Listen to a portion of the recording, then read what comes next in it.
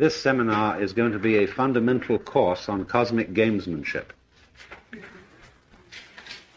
We shall discuss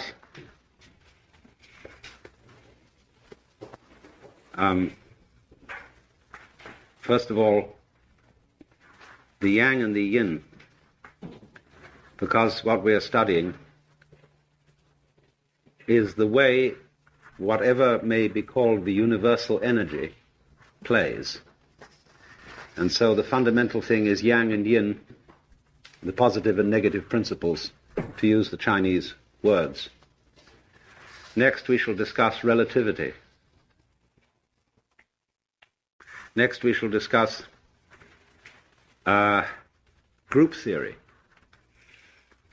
in and out. And finally, we shall discuss identity. Who are you? But in starting, the moment one talks about cosmic gamesmanship, it carries with it the assumption that the physical universe is a game. And that doesn't seem to be taking it sufficiently seriously. Of course, according to Hindu philosophy, the physical universe is an illusion. They use the word Maya. But Maya has many meanings, and among these meanings, only one is illusion. And the word illusion, of course, always carries a bad connotation to Western ears. We want something that's for real.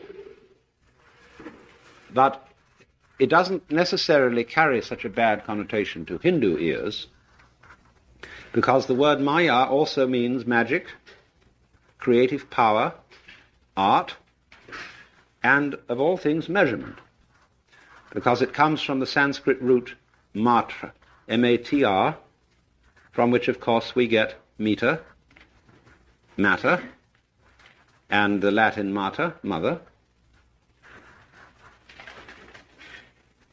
In other words, the world is looked upon, or can be looked upon, as a perfectly good illusion, because all art, in a way, is a creation of illusion. On a stage, the actor plays, and Hindus think of the world by analogy with drama. The whole thing is a big act, and there is one actor behind the whole thing, which is you. Not you in the sense of your so-called empirical ego, not you as you imagine yourself and as you ordinarily sense yourself to be, but what is really and truly you at a much deeper level. But you see, when we use the word game or play in English, we usually tend to mean that it's something trivial. You see, we divide life very strictly into play and work. Other peoples don't do this. And that's one of the shatteringly awful features of our culture, this division of play and work. So that most people are working at tasks which they hate, so that they can make enough money to stop doing it and play. Now, this is perfectly ridiculous. Nobody needs to do that. Because what you get with work, done in this way, done heartlessly and without joy, is money. And what can you do with it? Supposing you do earn time to spare and money to spend, what is there to buy with it? The answer is the other fake and joyless products made by other people who hate their work. So there is a certain phoniness, a certain lack of essential quality in almost all the work that we perform, because the work is done not for the work but for money, and play is considered something separate from work. Work is serious. Play is not serious. In fact, we have a strange incapacity to play at all, because we always, especially in the United States, play with an ulterior motive. That is to say, play is good for you. And we do everything because it's good for us, because we judge the physical world with, without our senses, We judge in theory. We believe that the proof of the pudding is not in the eating, but in the chemical analysis. It is often my fate to have to take lunch in college cafeterias. And what must be happening to the intellectual life of the nation as a result of professors, graduate students, and students eating this kind of stuff must be catastrophic. Because I go all over the United States to various colleges, and everywhere the fare is exactly the same. You get a so-called salad, which is a piece of that wretched icebox lettuce, with a dollop of cottage cheese and a wedge of canned pineapple on top of it. And then you get slices of beef that have been tormented for hours in an electronic purgatory, sloshed over, or rather coated is the exact word, with a gravy made of water, library paste, and bouillon cubes. Then there are peas, carrots, and corn, which have been sterilized, because that's important, by boiling for hours. And finally there is a pie, which is a slab of beige goo, crusted in reconstituted cardboard, and topped with sweetened shaving cream squirted from an aerosol bomb. And all this has been analyzed by dietitians and by the whole department of home economics, and is found to veritably contain the right amount of calories, proteins, carbohydrates, and vitamins. Now, actually, this is all a result of academic politics, because academic politics, you know, is mainly concerned with feuding between departments. And this is the way in which the home economics department has won out, by rotting the brains of historians, anthropologists, mathematicians, and physicists with this miserable fare. And this goes on all over. Things are judged, you see, because they're good for you. And if we inquire carefully as to what this good for us is, you mustn't look into that. It's taboo. The whole culture would fall apart if we found out what it was, because what is the good that is good for you is always and necessarily something in the future. It never happens, and is never going to happen. All that these vitamins and carbohydrates and things can do for you is keep you in a state of reasonable survival, and in which you never catch up with anything. Because, you see, time is strictly an illusion. There is no such thing as time, any more than there is such a concrete thing as the equator. The measurement of time is a measure of motion, just like lines of latitude and longitude are a measure of the geographic surface of the Earth. And nobody will ever tie up a rolled roast with the equator. There is, however, such a thing as timing, which is quite different from time. Timing is skillful rhythm. But you cannot ever attain proper timing if you hurry, if you're in a hurry to get to the future, because the future is never going to arrive. So if you hurry to get to the future, you always get a punishment for it.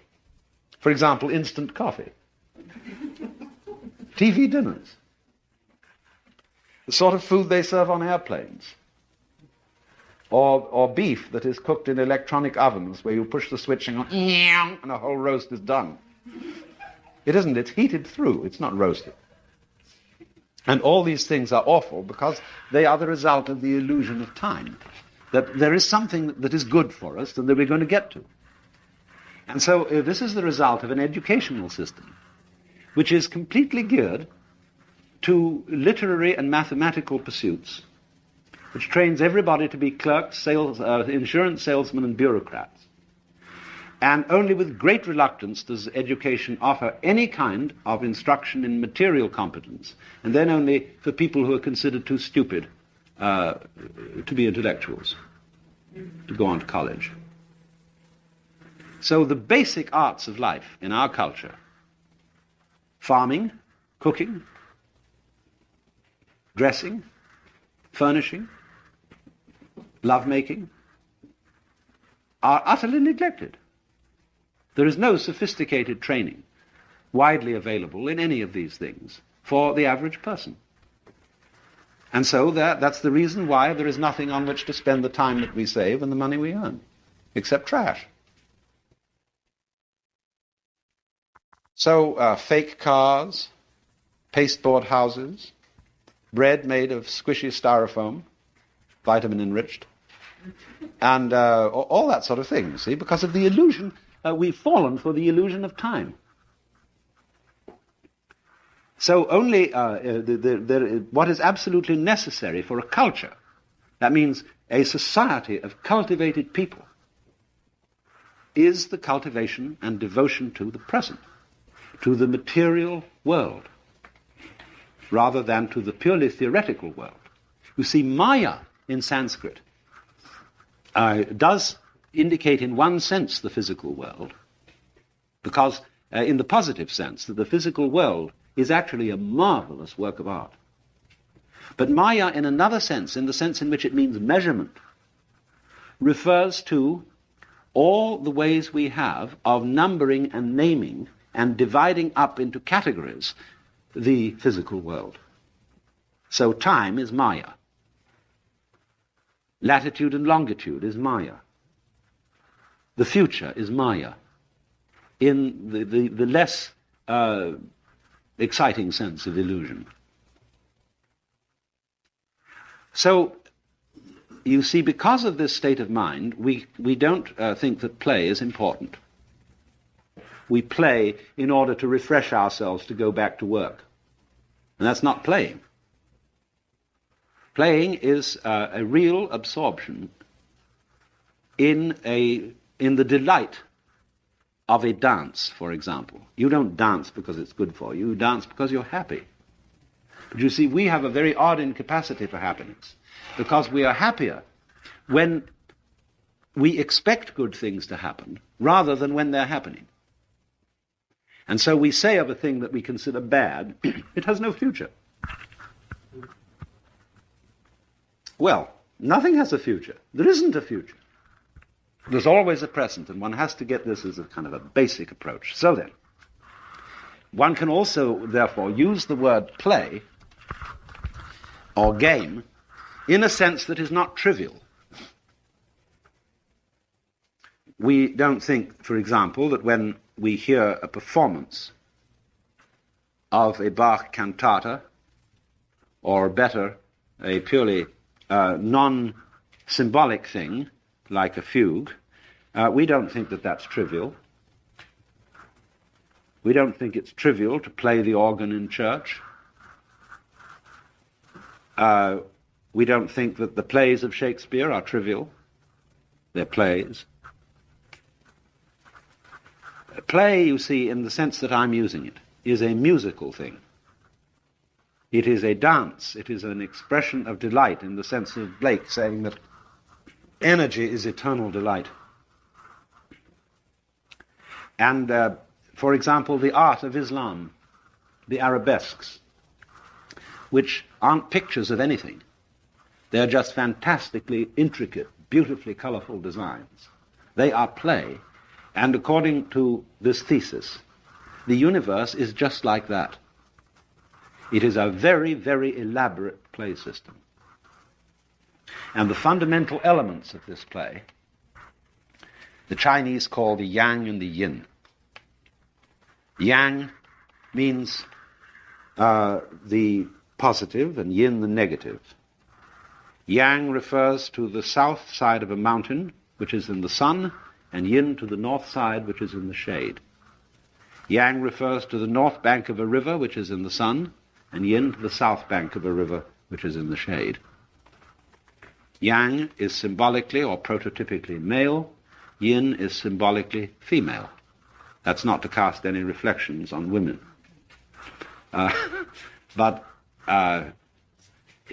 So you might say the reason they're called male and female is that yang is aggressive and yin is yielding. Yang is convex, yin is concave.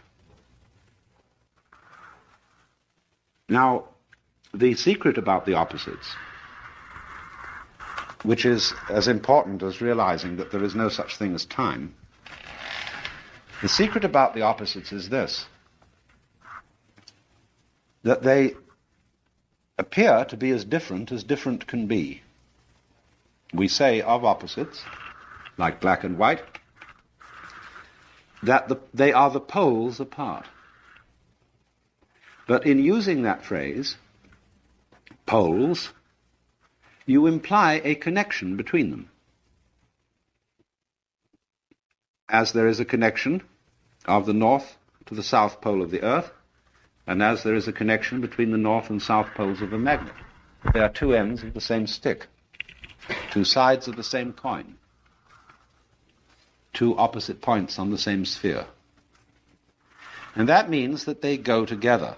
In Chinese, this is called arising mutually, as in the second chapter of Lao Tzu, where he says, when all the world knows beauty to be beautiful, there is already ugliness. When all the world knows goodness to be good, there is already evil. For to be and not to be arise mutually.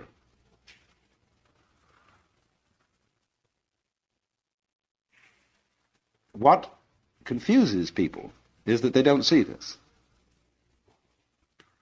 They think, for example, that the positive is something there which truly exists, whereas the negative has less reality. It doesn't exist. We think that, for example, the space in which this universe floats is a non-entity and has no importance. And we are thereby, because we see energy manifested in the positive aspect of things, and no energy manifested in the negative, we are afraid that energy and its delight is threatened by nothingness. That it's going to be swallowed up, and that in the end, darkness will win. We feel that about ourselves, and we feel it about the universe as a whole. Because energy is effort. And effort, after a while, you get tired and you can't keep it up. And so darkness must win.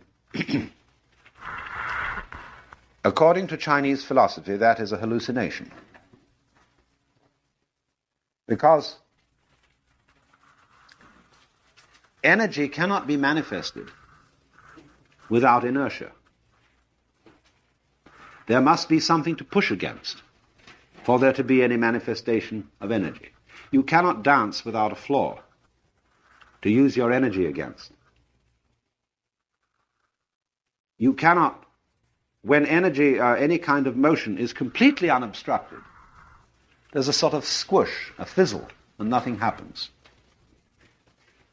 Because fundamentally, as we shall see next hour, motion is only realized when there is stillness, relative stillness.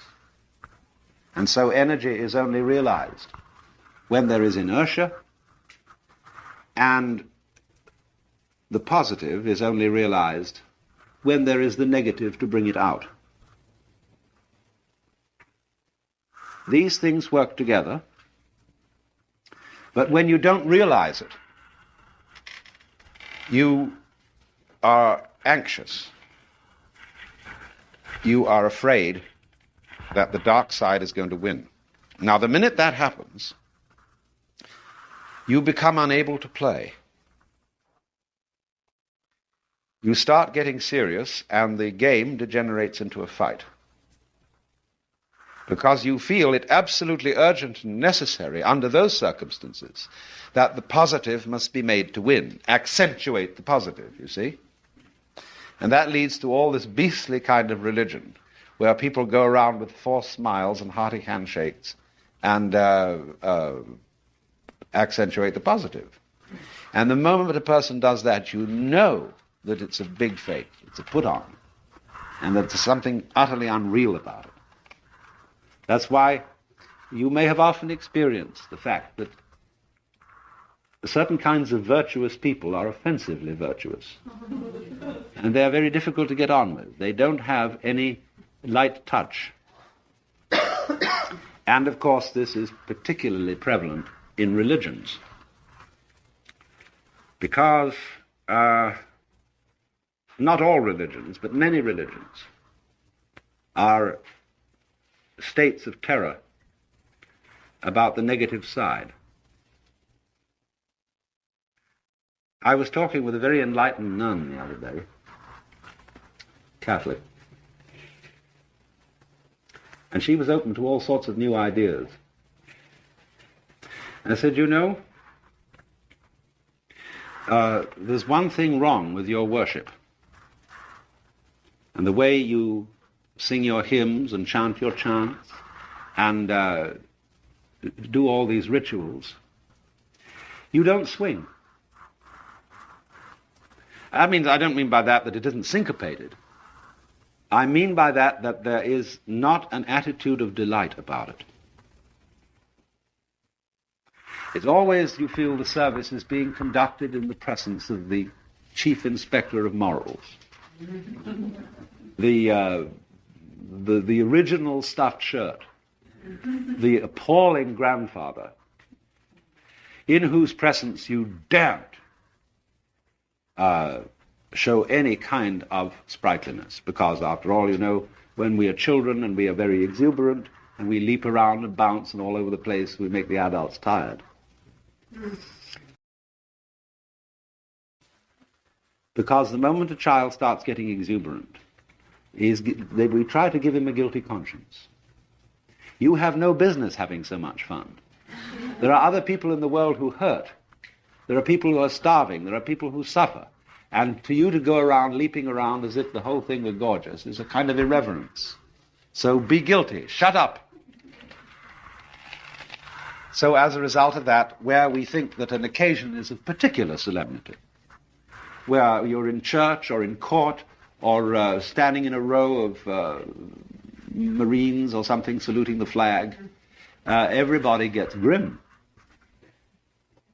And so there is no delight in religion of that kind.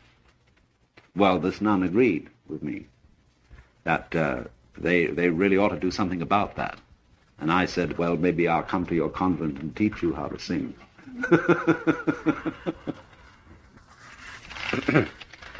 But you see, all of that is because of the fear that the nothing will win over the something.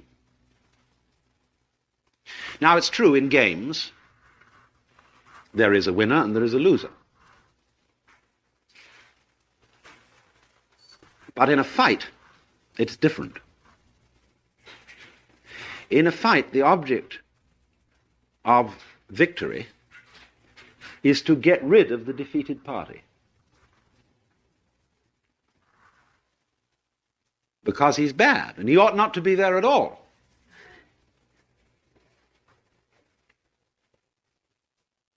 But in a game, it's quite different.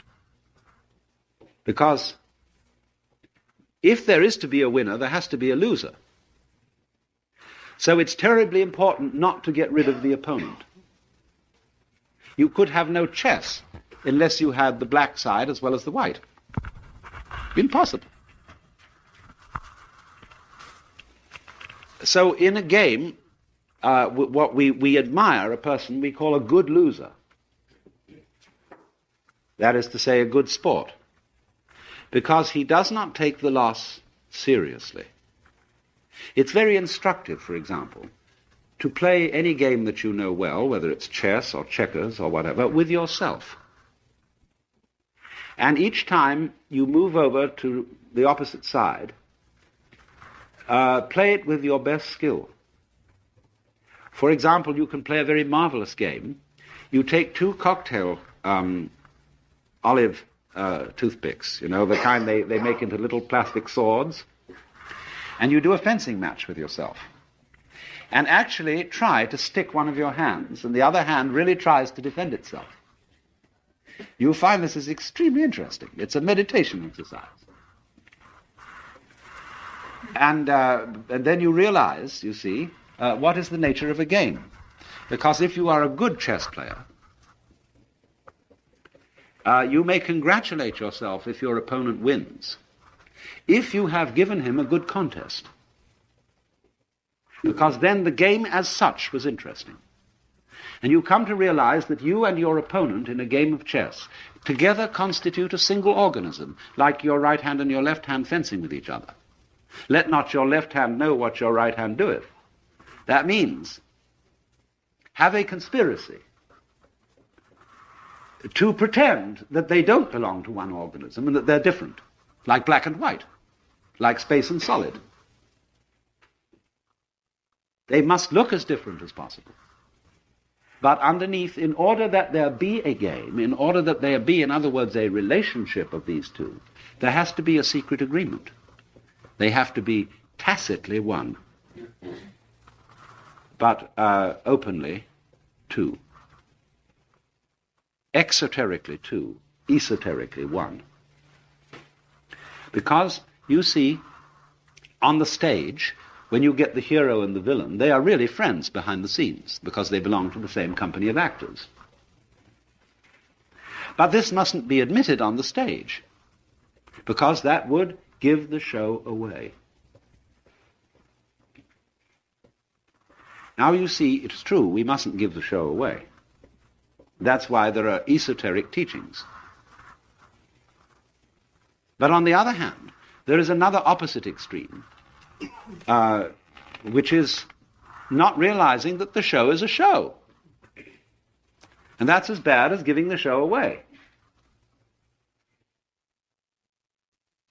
So you have always, when you are in the theater, say you go to the movies, and you go to see some great horror movie, awful thing.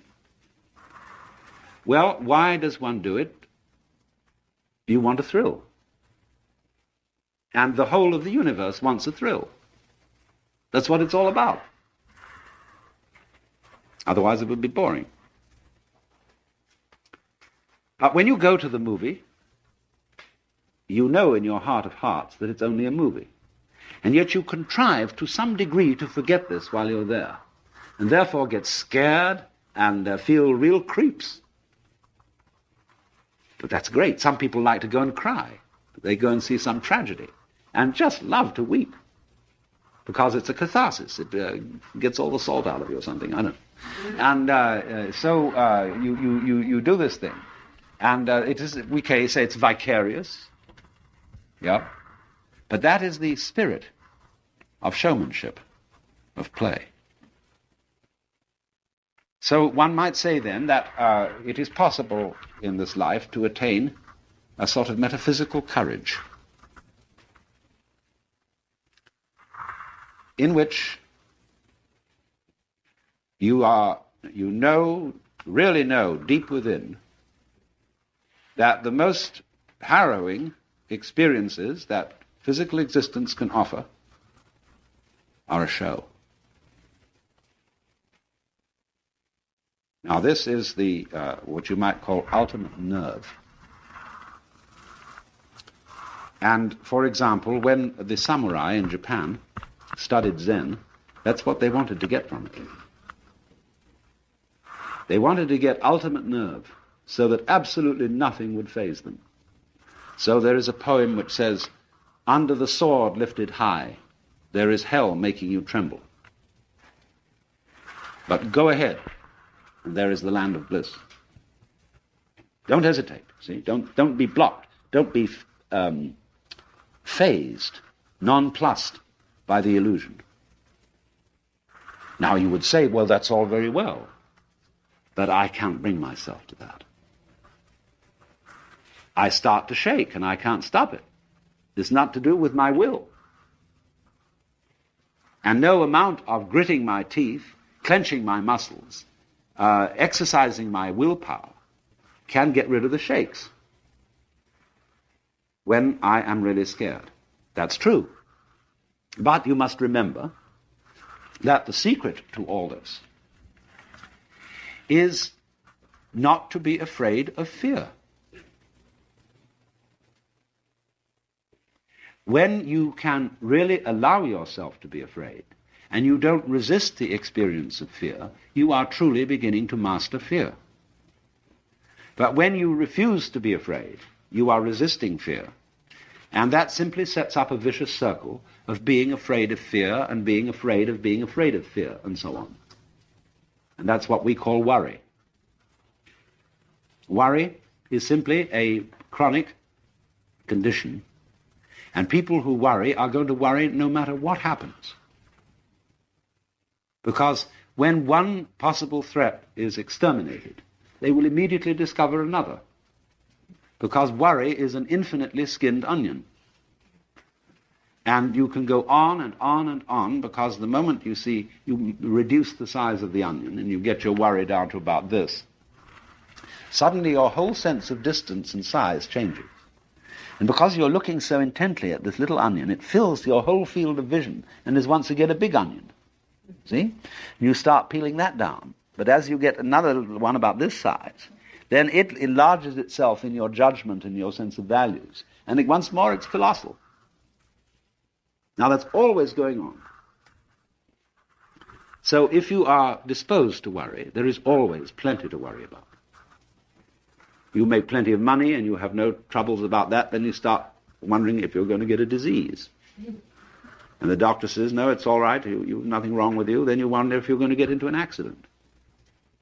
And then you take precautions, and then you wonder if there's going to be a political revolution, etc. Whether your house is going to be robbed. There's always something. So it is really, this kind of worrying is a completely useless pursuit. And yet, we feel a little guilty if we don't do it.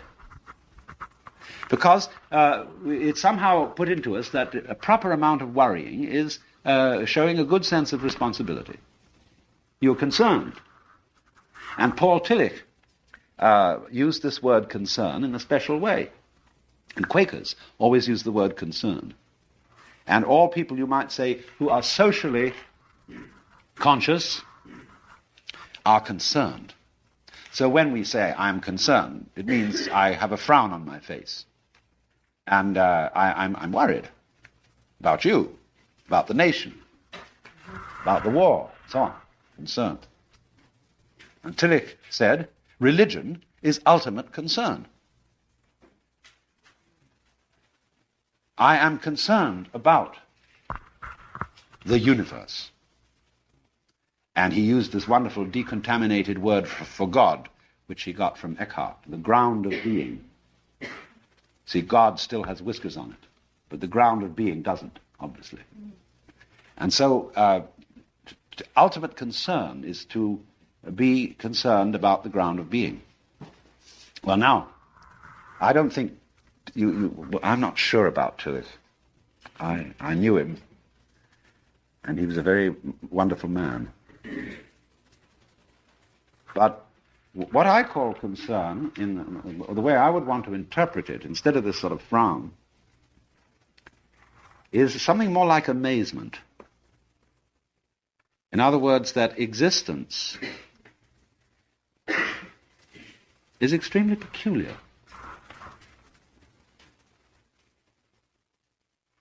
I can't explain this feeling because I don't know quite how to ask a question about existence so that I could be said to be wondering about it in some sort of clear-thinking way. It's a very nice thing to consider to yourself that if you were going to have an interview with the Lord God, and you would have only 5 minutes, and you might ask one question, what would you ask? And you've got plenty of time to think this over in advance. And you realize, question after question, say, no, that's not really the thing I want to get at. It's not that. Like, do you exist? God would say, well, of course. Yes, here I am. Am I having a hallucination? He said, no. Well, how can I be sure that this isn't a hallucination, you see? And then you reject all that sort of question.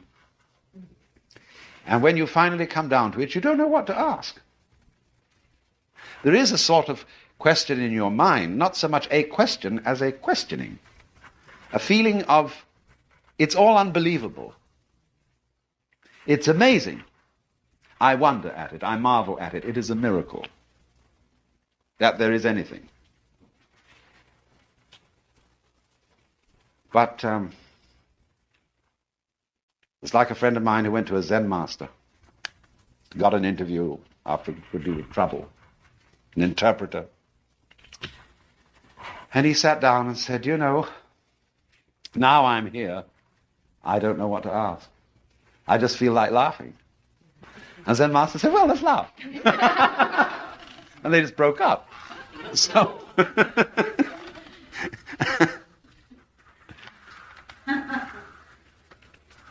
but that feeling, you see, of the marvelousness of being is what I call, or would want to mean by Tillich's phrase, ultimate concern. It's also love is involved in it. See, that's the part of the problem of an abstractionist culture such as ours. As I indicated, we are not materialists, we are abstractionists. A materialist is a lover, and therefore is somebody related to the present. Because, you see, you can't love except in the present. When you have under your hands a piece of wood, and you say, my, hasn't that a gorgeous grain, you know, and you fondle it. If it moves, fondle it. And you run over this and think, hey, isn't that gorgeous, you see? Well, you're loving it. It may be that it's an apple in your hand, and you say, I love you so much I could eat you. And you eat it. And you relish it. That's loving in a special way. So concern and love, and there are many forms of love. There's a whole spectrum of different kinds of love, which runs from the red of libido to the violet of divine charity. But all of them are equally important because, as you know, you can't have the violet end without the red end, and vice versa. You wouldn't know what violet was unless you had all the other colors. The colors create each other. So it isn't simply black and white. Between black and white is the spectrum. And just as black and white arise mutually, so you know red in relation to yellow, in relation to green, in relation to blue, and so on. But they all come out of black and white. That's the secret. I think Mr. Land, who invented a camera, made a rather spectacular demonstration of this. So,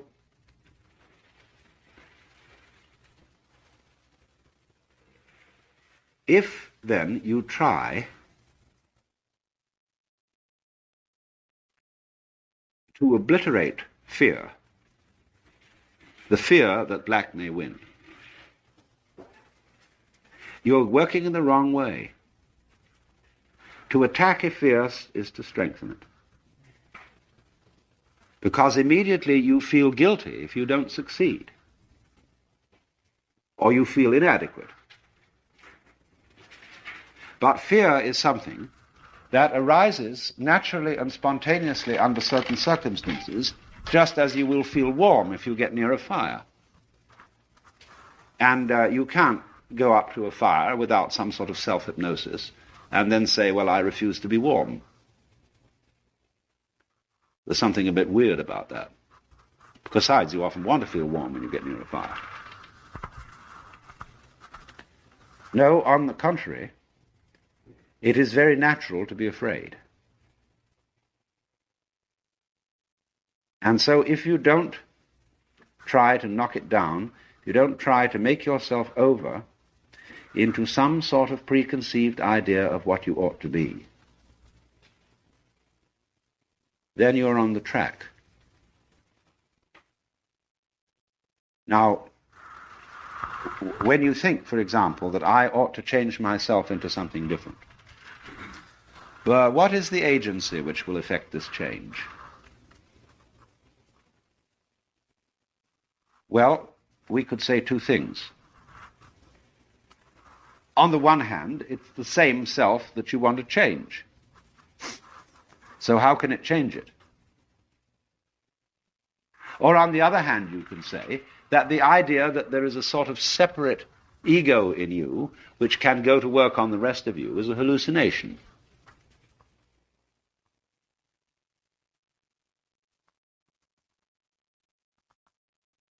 And that's why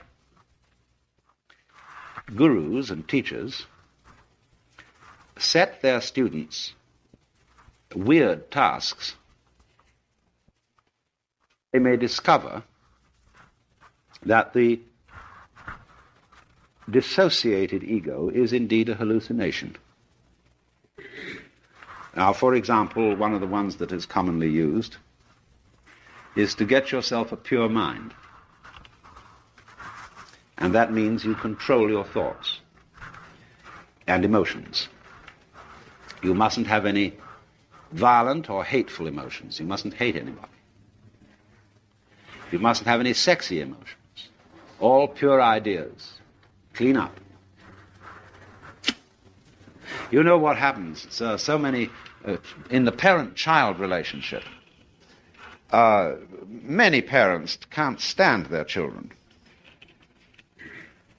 They're a nuisance. They're the result of bad rubber goods, and they didn't mean to have them anyway. And they're expensive and noisy, and they've disturbed the peace of the place, and they detest them. But you cannot admit in this culture that you detest your child. That's the most awful thing.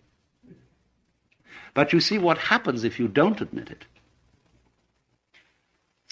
is that whereas outwardly you go through the motions of being loving and dutiful, you don't smell right, and the child gets it. The child knows intuitively and inwardly that there's a crossed-up message here.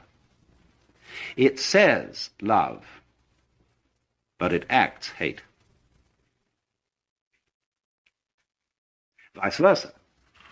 A lot of children hate their mothers, hate their fathers. That's supposed to be very bad.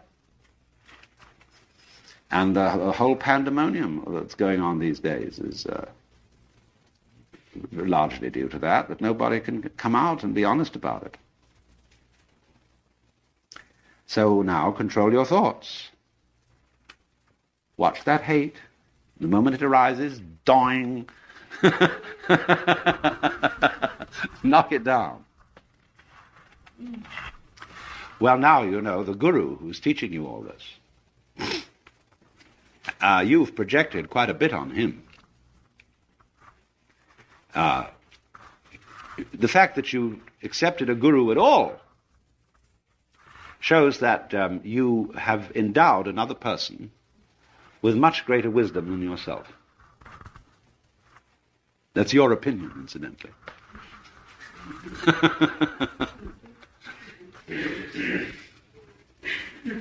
And therefore, people invariably attribute to gurus all kinds of astounding powers, especially of a telepathic nature. And indeed, a good guru is a very sensitive fellow and can tell by people's eyes and gestures and tone of voice all sorts of things about them, as can any experienced psychologist. But you see, when you are trying to control your thoughts, and you know you have some kind of wrong thought, you project upon the guru to recognize it instantly. He reads you. He sees right through you. And therefore you know that he almost must look at you as a terrible worm, because you can never quite succeed in doing it, you see.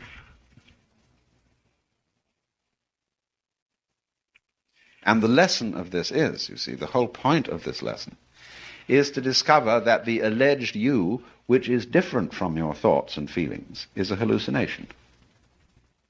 There is a stream of thought and feeling going on, just like there is a stream of water going by, and that's you.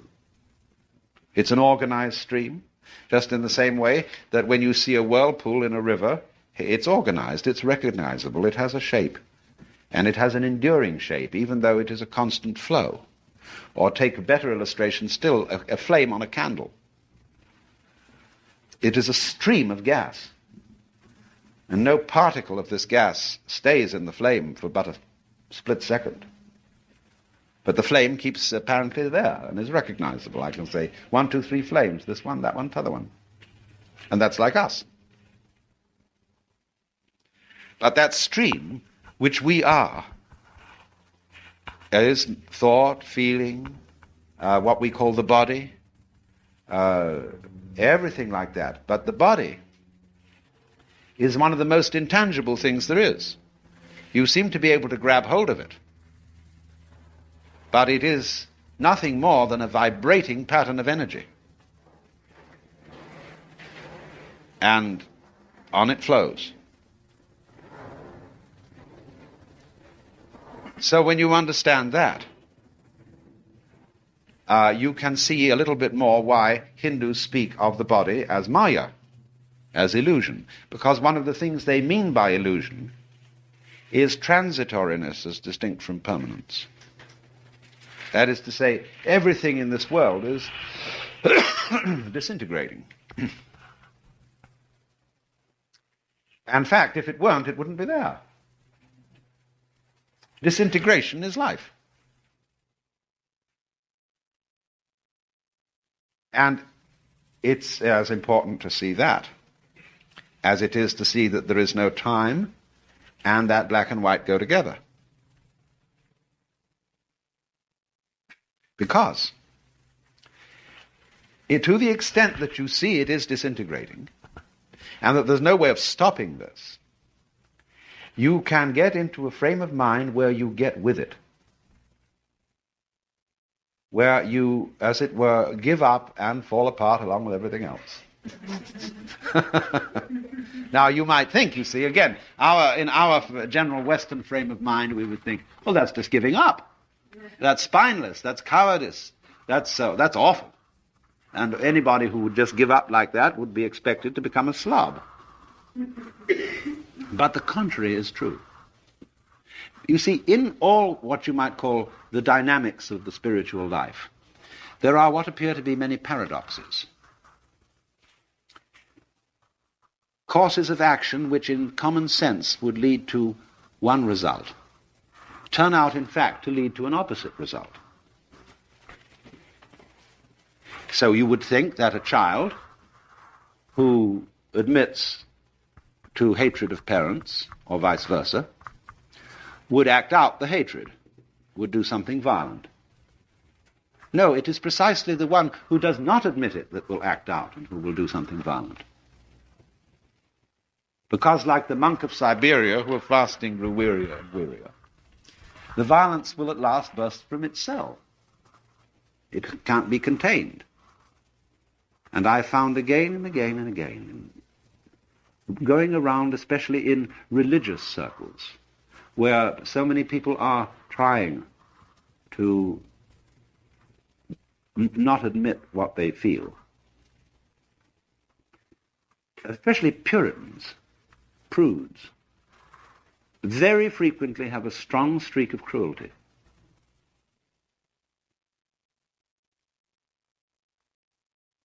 And this, of course, can be a kind of a sexual substitute, a sadistic or masochistic thing. That is simply because they don't admit to having a negative side. And so the negative side will express itself in a violent way.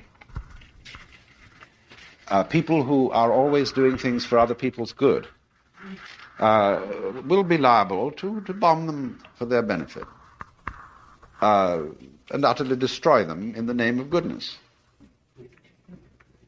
And this is because such people are not ever going to be good soldiers.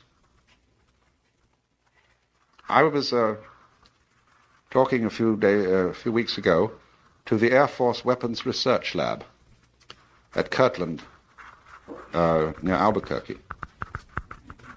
And I was somewhat surprised to be invited to this sinister institution. But it was full of extremely brilliant people. Fantastic minds. And so naturally we got onto the subject of strategy. because military strategy is a very, very interesting thing. It contains all the basic life problems. And I said to them when I started out, I said, now, you have asked me to tell you as a philosopher, what are my basic premises for moral behavior? Well, I said they are total selfishness. I'm not going to beat around the bush with you people. I'm going to be sentimental or anything like that, because you're dealing with military matters, where you have to be tough, and where you have to be so tough that you've no time for finer feelings. So let's begin that way. Now, I said, you might imagine, therefore, that if I based my behavior on total selfishness, that I would go around being rude to people and aggressive and pushing through and so on. But I said, I don't, because I found it doesn't work. People put up resistance, they get obstreperous, and I don't win them over. So my self-interest is better conserved by putting on a pretense of politeness and that I really am concerned about you all and so on. But I said I am not. That's just a big act. Now then, I said the next thing that happens is this.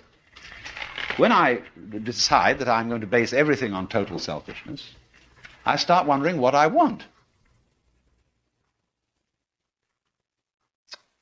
Well, so many things that I thought I want, when I got them, I found out I didn't.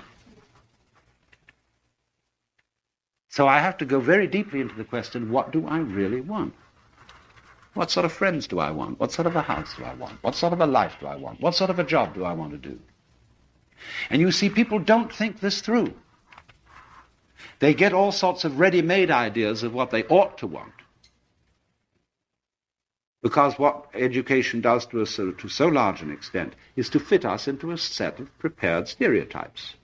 And we never stop to find out what we really want to do. Well, that's one thing. But then something else very odd comes up when I say I'm purely selfish, which is, what is me? And then I come across this curious thing, that I don't know who I am unless I know who you are. If I would live without any other people, I don't think I would know I was there. I see myself in terms of others. That is to say, by a social relationship. I am I because you are you. You are you because I am I. But then, there's something that's gone screwy here, something funny about this. Which is, of course, that myself isn't at all what I thought it was. Myself is almost everything else as well as myself. Well, then I really don't know what to do, because there's no point in my thinking anymore that I can just go around attacking people and getting rid of them and so on, and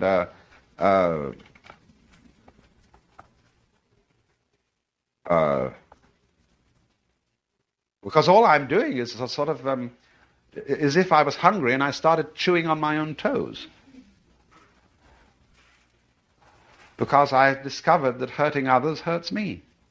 Now, of course, you do have to cut your toenails and take care of your hair and things like that.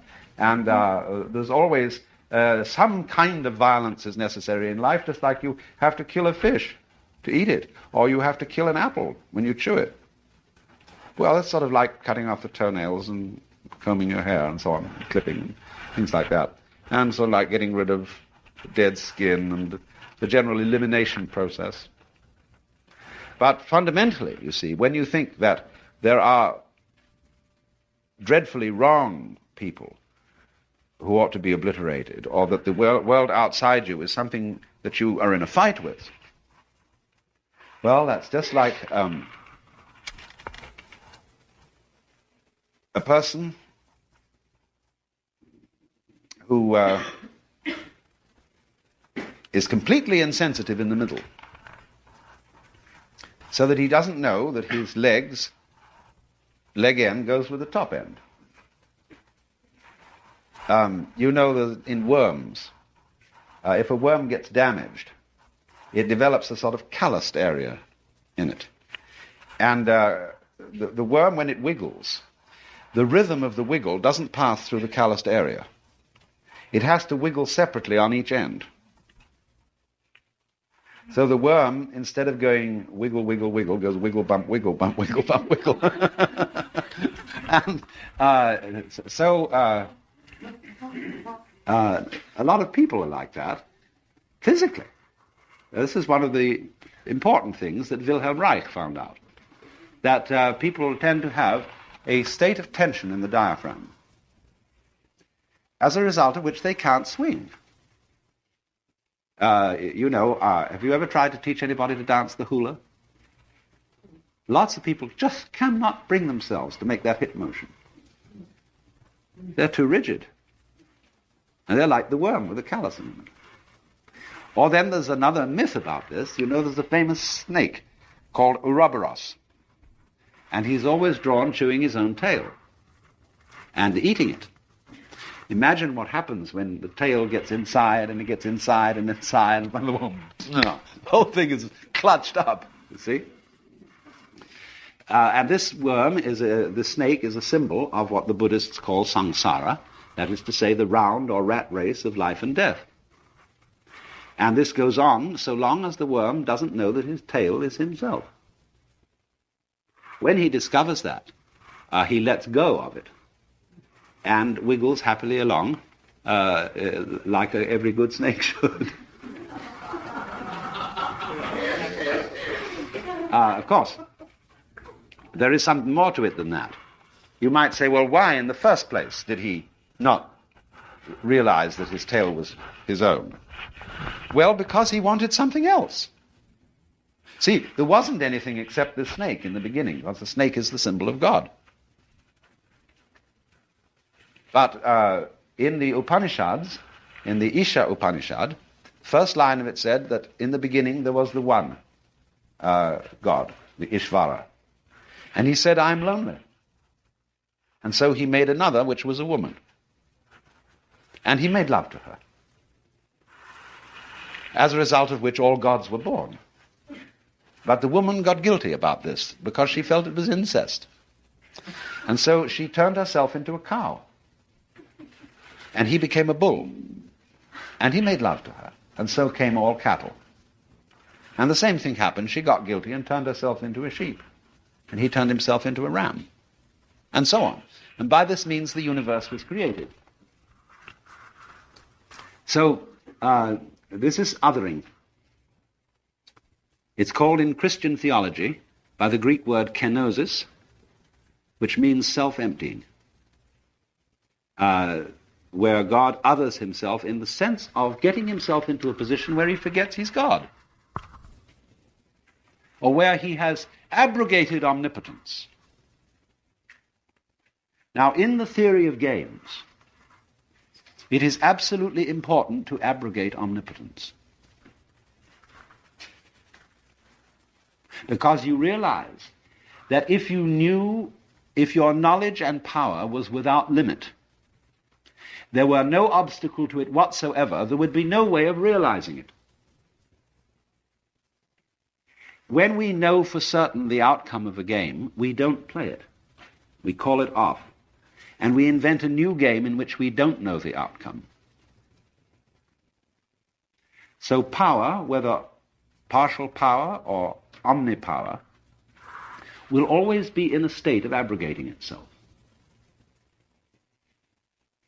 So the fundamental game, therefore, the fundamental game form, which is manifested in the yang and the yin, the two opposites, is of course the game of hide and seek.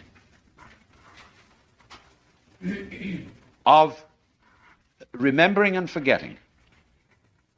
You see, really to forget is the opposite of remember, only the word hasn't the same form.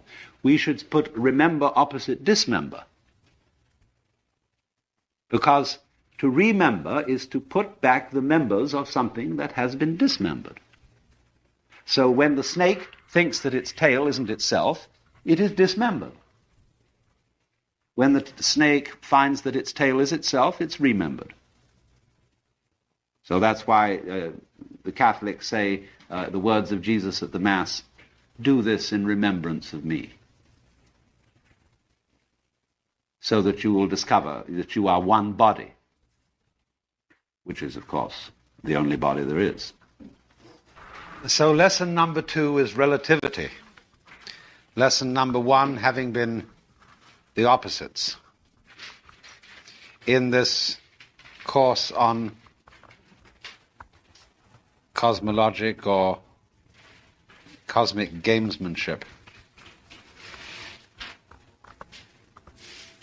we were discussing the fact this morning that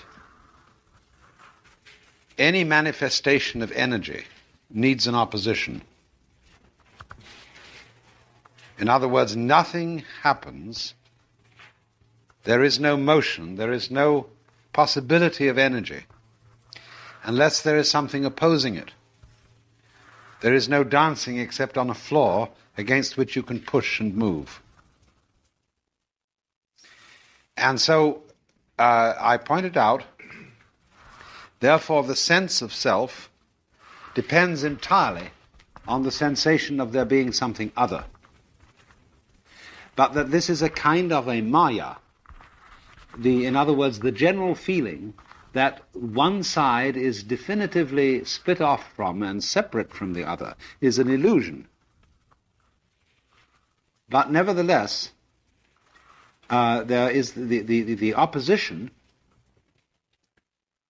between energy and inertia, motion and stillness, is something that,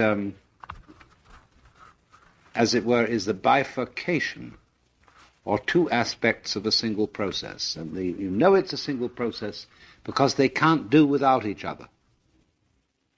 If they could do without each other, then it would be a divided process, radically divided, split down the middle.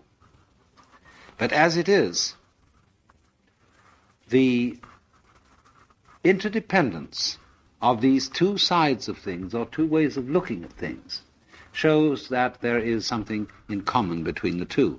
And to understand this is the essential key to living in a sane way. Because if you're insane, you're split up. An idiot, you know, the word Greek idiotes means private, purely private, isolated, out of communication, out of relationship. And so this is a way of saying that insanity is a lack of awareness of relativity, because all existence is relationship. Now, if we can take a very fundamental illustration of this, I want you to imagine a universe in which all that there exists is one ball. This ball will, of course, have to be floating in space, because if there is no space outside the ball, nobody knows that it's a ball. There's no possibility of a ball which has no space beyond it, because then the ball itself, the solid material of the ball, would be all that there was, and there would be nothing outside it.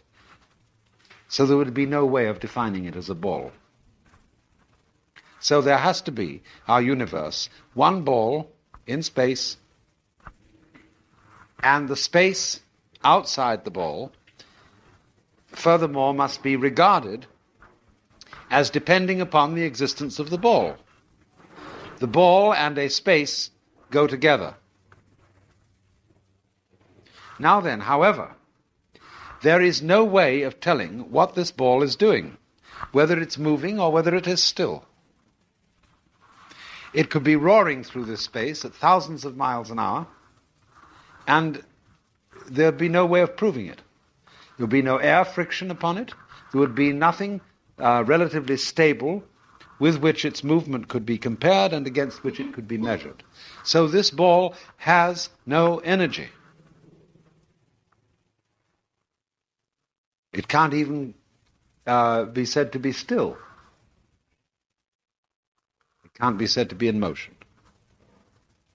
And of course, this is the situation of the universe as a whole. In the beginning, that one of the things that God said before the Bible started, the first thing according to the Bible was, let there be light. But actually there were several former pronouncements. One of which was, you've got to draw the line somewhere. And the other was, have a ball. And this is why most objects of celestial existence are spherical. Don't you think it's very odd to be living on a spherical rock revolving round an enormous spherical fire? It's just weird. Wake up and find yourself in that situation.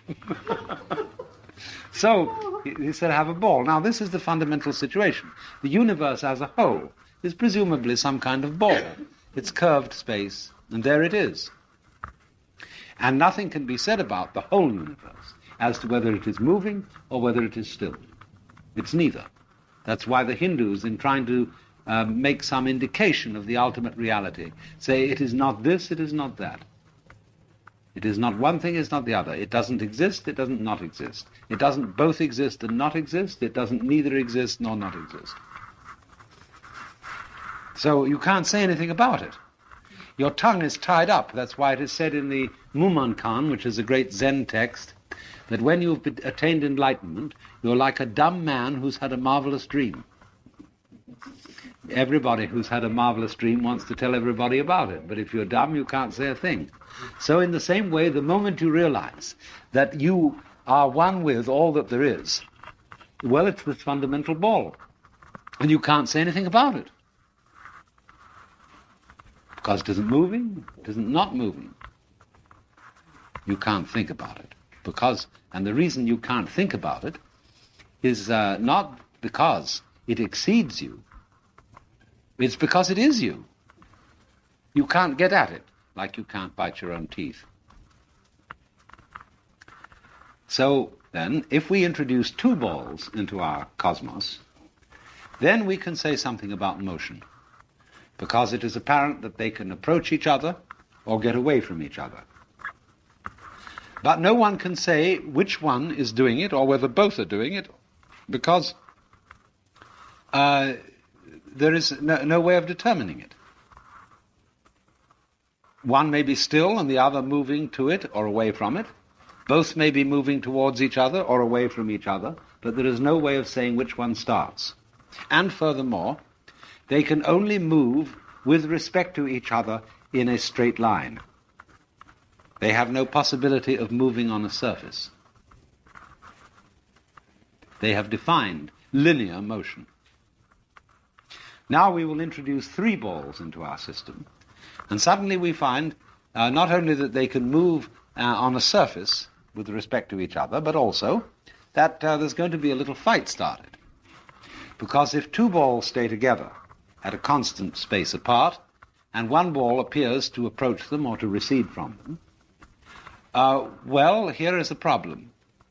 Are the two standing still and the one likes them or doesn't like them, so moves close or away, or is the one standing still and the two moving towards it or away from it? Well, there's only one way in this thing of deciding. Two balls that stay together constitute a majority. And according to the majority vote, they will decide whether they are moving away from the other one or approaching it, or whether it is standing still or whatever. Now then, the third ball, of course, can lick them by joining them. It can always stay, if it wants to, at a constant space from the other two, unless they break up and go off in different directions. So long as they stay together, it can stay with them, and then we are back to the original situation, because no one is moving at all, however much they move. Because the three constitute now one constellation, one triangle. All right, introduce a fourth ball. Now we have the possibility of motion in three dimensions. And you would say, well, now this is good, because we've got an umpire. Somebody who stands at the distance of objectivity and looks down upon those three balls and will decide which of them are moving and which of them are still. Very good, but the problem is, which one of them is the fourth? Who's the umpire? Everyone is in a position of a third dimension to the other three. So everyone is both involved in the game of three and could be the external observer who is the umpire of what the three are doing. Now that is exactly your situation as being, sensing yourself as an external observer of the world.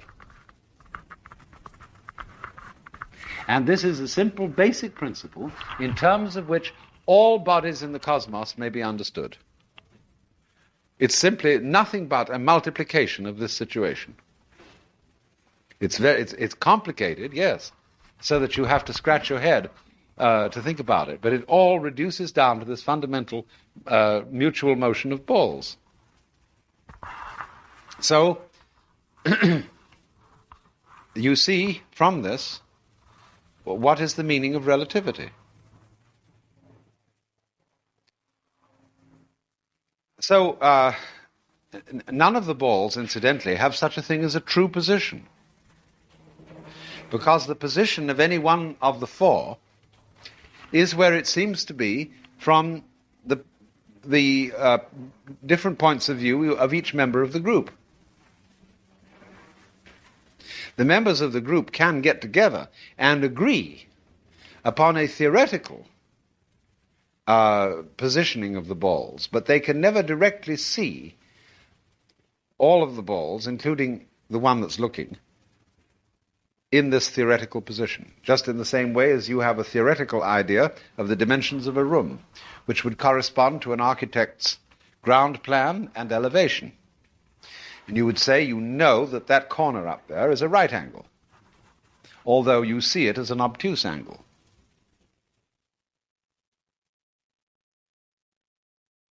Now, this agreement as to what are the true positions of things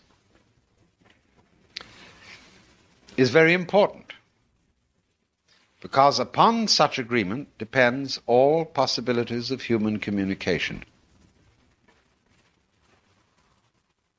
We have to have a standard of what is north, south, east, and west, of what is a unit of measure, of what languages and what words or what noises are to mean what experiences. And by constructing this conventional standard of measures, we are able to agree with each other.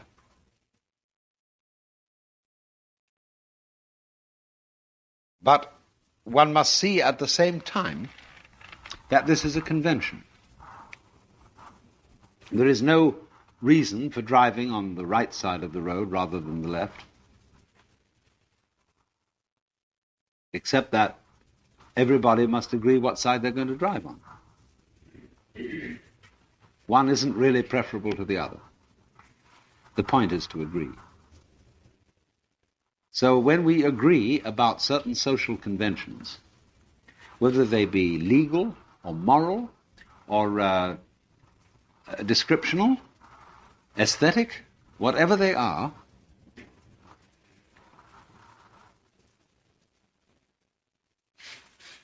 they are a construct, they are an abstraction.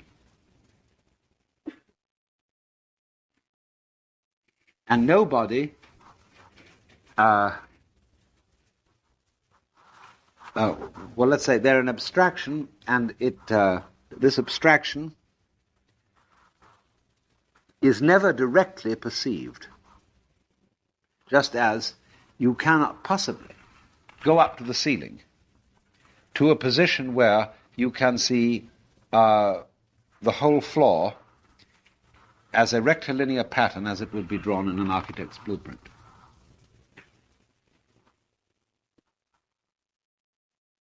Your vision will always be distorted. If by distortion you mean departure from the blueprint.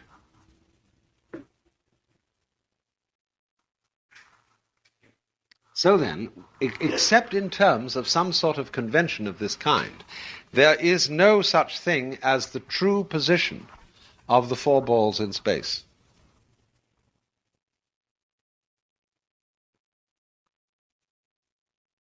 Because you must always ask, when you ask about truth, truth for whom? Or truth in relation to what standards?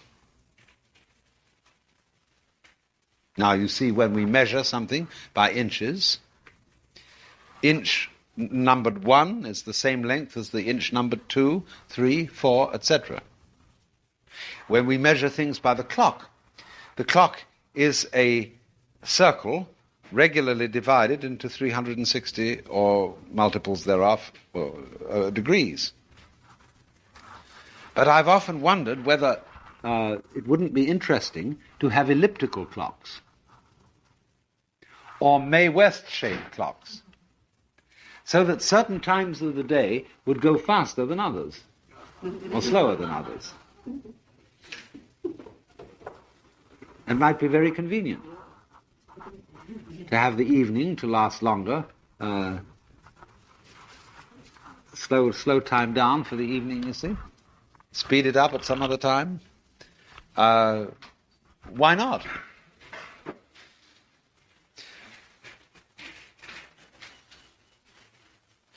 But you see,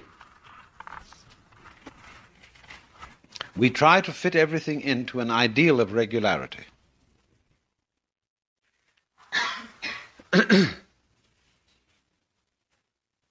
Now the next point is that if relationship is existence,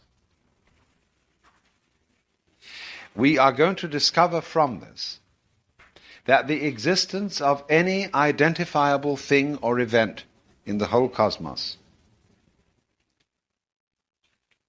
depends upon and, in an opposite sense, is responsible for the existence of everything else. But to do that, we've got to understand another image, which I will illustrate with the parable of a rainbow. Now, you know there's an old philosophical conundrum. If a tree falls in a forest and there is nobody around to hear it, does it make a noise? This is a very simple problem, but it has been discussed in ways that make it very confusing. A noise is a neurological experience caused by a vibration of air interacting with an eardrum and an auditory nervous system. So therefore, obviously, when the tree falls, it will set up a vibration in the air. But if this vibration in the air does not pulsate upon an eardrum, there will be no noise. You can see it in a simpler way. What will happen if I hit a skinless drum? There will be a hit but no sound, because the drum has no skin. So if there is no eardrum, the vibrations in the air will not make a noise. I don't need to prove this, any spookery about mind as distinct from matter or anything like that. It's quite straightforward. But now let's take the somewhat more subtle case of seeing a rainbow.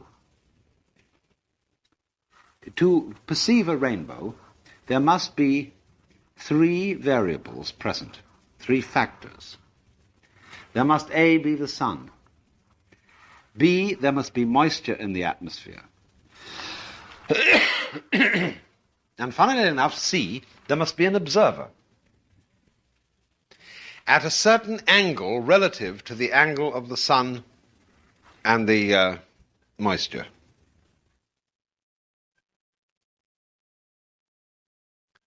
The observer will, in other words, be standing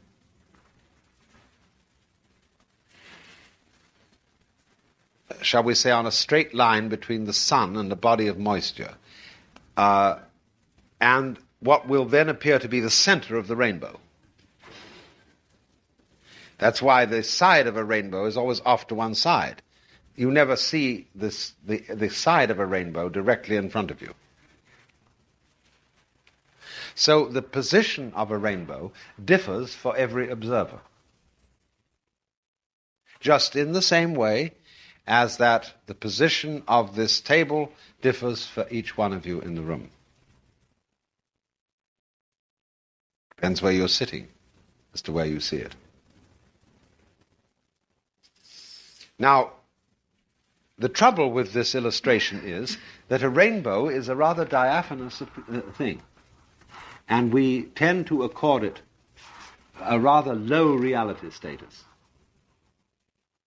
And yet it fulfills all the requirements necessary for a genuinely existent thing. Oh, it's true, you can't grab hold of it. But neither can you grab hold of the moon, at least not yet.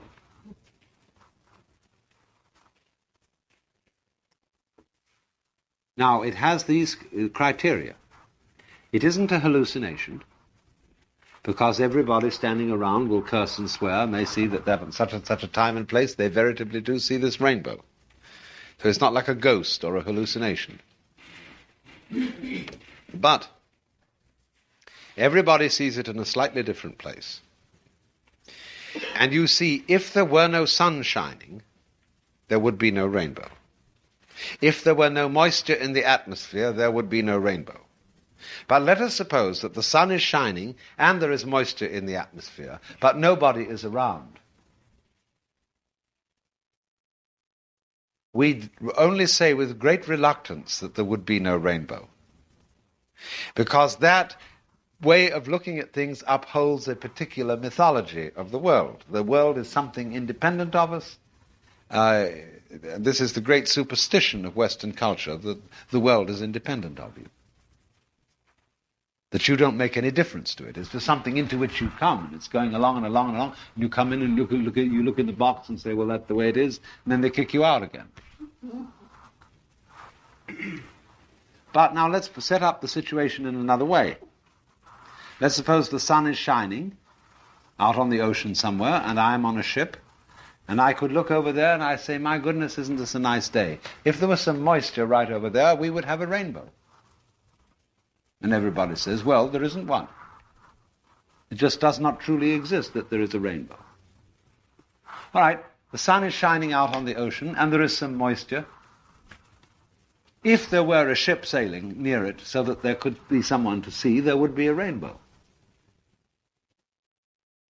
Now, in these two situations, they are both exactly the same.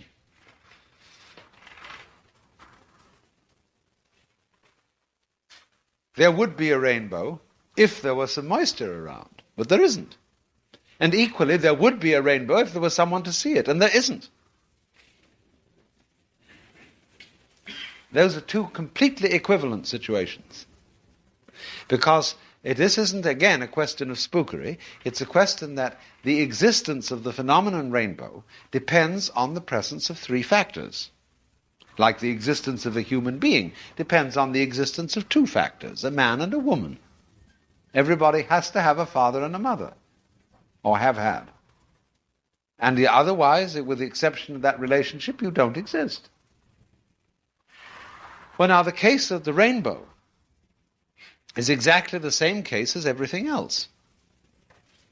It's just because a rainbow is rather diaphanous and intangible, although it sure hits you in the eye.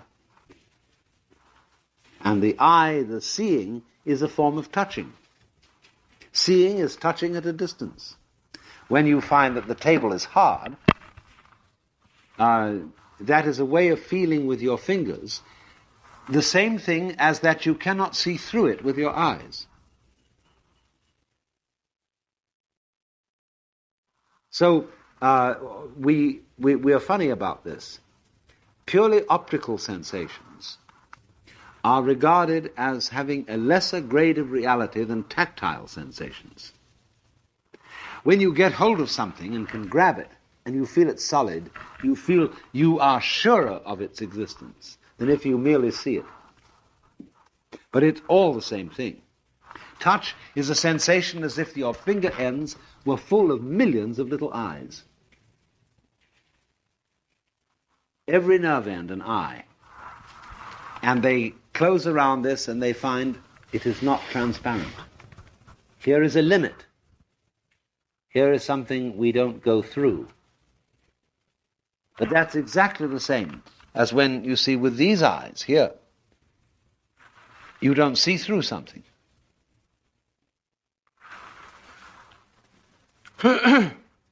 So then, the physical world responding to the sense of touch. I mean, it's another way of saying that the table would not be hard and is not hard except when touched. It is the touch that evokes the hardness in the table. When it is not touched, it's not soft, it's not hard. It has no quality at all. Nothing which is not in relation to us has any existence, or, I will add, in relation to some other kind of responsive creature. Just in the same way that when light energy goes out of the sun into space, the energy will only be manifested as light if there is some body outside the sun to reflect the light. Otherwise, the light does not in any way illumine the darkness of space.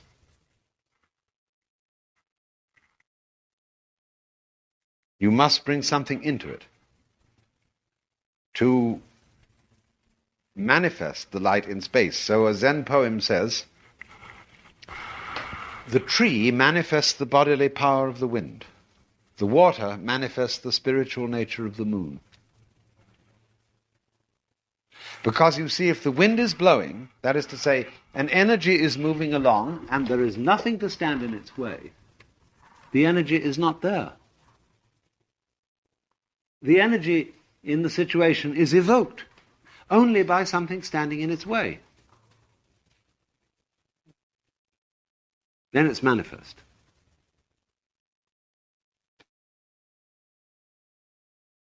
The water manifests the spiritual power of the moon. Why? Because in the breaking waves, the moon can be shattered into thousands of fragments, and yet it always remains one. That's its spiritual power.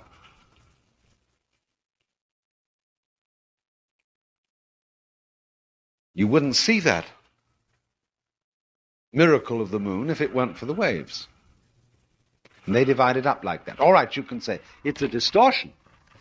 That's not the way the moon is. The waves are not reflecting it correctly. But that's only trying to say that things reflected in a smooth and still surface are reflected more really than things reflected in a vibrating surface. Okay, if you want to construe it that way, it's your privilege.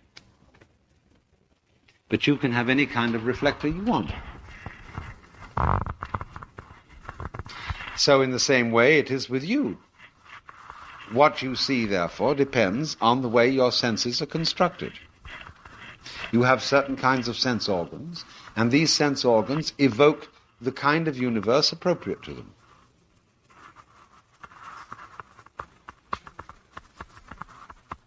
It's not necessarily the way things are, because there is no way that things are apart from their impact, or better, relationship with some kind of perceiver or perceiving organism.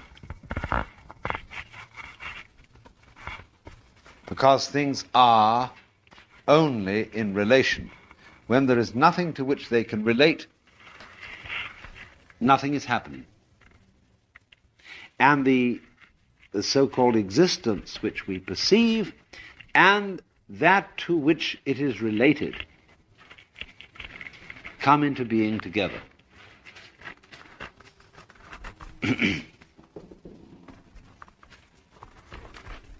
Now, is that to say that before any living organisms existed, there wasn't any universe? Is that to say that all our knowledge of the prehistoric and geological past of the world and the cosmos before life came to it is nothing but an extrapolation? That is to say, all we are saying is that this is what would have been happening if there had been people around to see it. But since there weren't, since there was no living organism around to witness this, nothing was going on.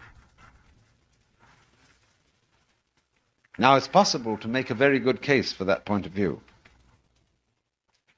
But I would like to be a little more modest and not make it quite that radical. And I would say rather this.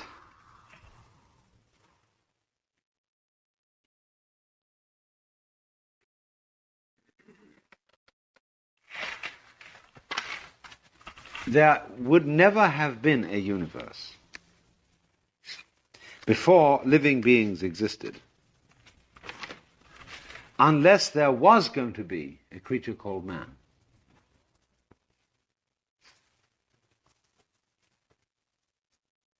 Man living in a future, say, implies in the past a certain state of affairs.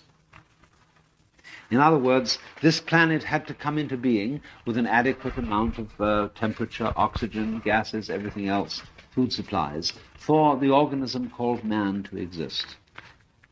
So let me say then, the existence of man implies a certain kind of environment, meteorological, geological, and astronomical. But the other side of this proposition is that such an environment implies man.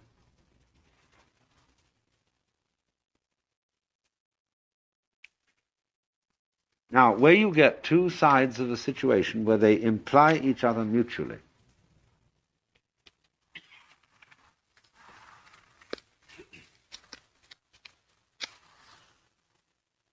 you have, in fact, a truly relational and unitary system. Well, then, therefore, the answer to this problem is that prior to the existence of any form of life, the universe at that time is dependent upon the fact that those forms of life are going to emerge. Now, this is a thing that is very difficult for us to understand, because we think of reality proceeding forward into the future, but dependent only upon the past. It's very difficult for us to see that events that we call past are dependent upon events in the future.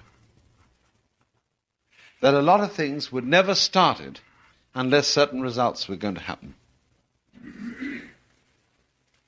Again, this is another of those ideas which is an affront to common sense. But there are a number of ways of showing that it's quite a sensible idea.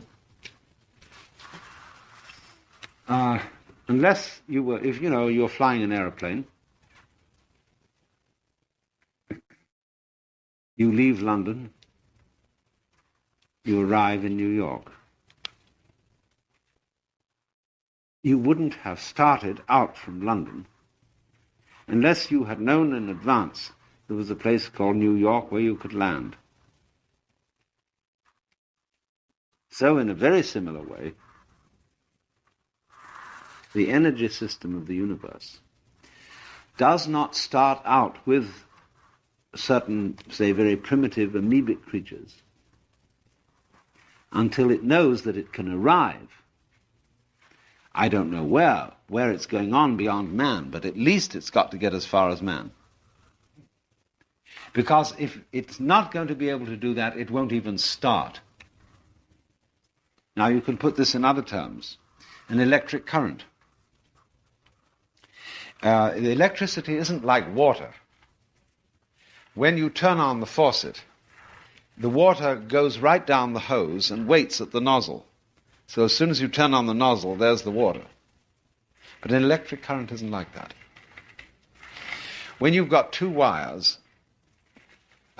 terminals, positive and negative, and you've got the positive one hitched up, and here's your wire, and you leave the end of that wire just an inch away from the negative terminal, there is no electric current moving. It hasn't flowed down the wire from the positive terminal so that it waits to be ready to jump. The trouble with is that electricity moves so fast we don't see these things. And you can only see it if you do it on a colossal scale. Let's supposing that we had an electric wire that was 300 million miles in length. Now we connect it at the positive end. Nothing at all happens. Connect it at the negative end. So that too can have possibility. See, that's the other terminal. Then immediately the circuit starts. But the circuit of electric current does not start until there is a place for it to arrive. See, that's the point. So in exactly the same way, it makes no difference whether the wire be something that is 180,000 miles and is traversed in 1 second, or whether it's 60 billion miles that will take a somewhat longer time. In either case, the current will not start until the receptor terminal, the minus terminal, is secured. So in this way, I would say, in just exactly the same way, life will not start up in a universe to which it really doesn't belong, in which it is can be regarded as nothing more than a stranger.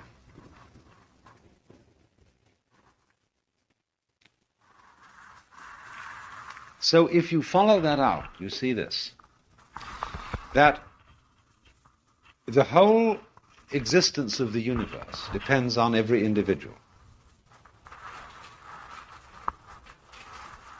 It isn't a question of how long you last, that the universe will only last as long as you do. That's not the point. The universe is much bigger than you are, and you are very small, but at this moment it depends on you. The universe is much longer than you are, and you are very short in time, but nevertheless it depends on you. The universe in the future, long after you're dead, will still be depending on the fact that you once existed. The universe in the past, existing long before you were ever thought of, still depends on the fact that one day you would exist. And it depends on each person.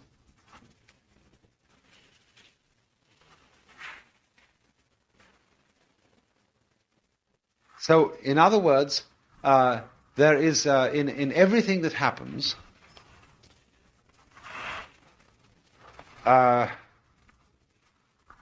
every whole depends on every part. Because you see, in truth, there are no parts of the universe. Parts are an abstract creation. When we think of someone or something as a part, we are quite arbitrarily cutting him off and saying, by convention, we will agree that our skins are our boundary, and therefore, since our skins do not include the whole cosmos, we are only a part of it. But there are no parts.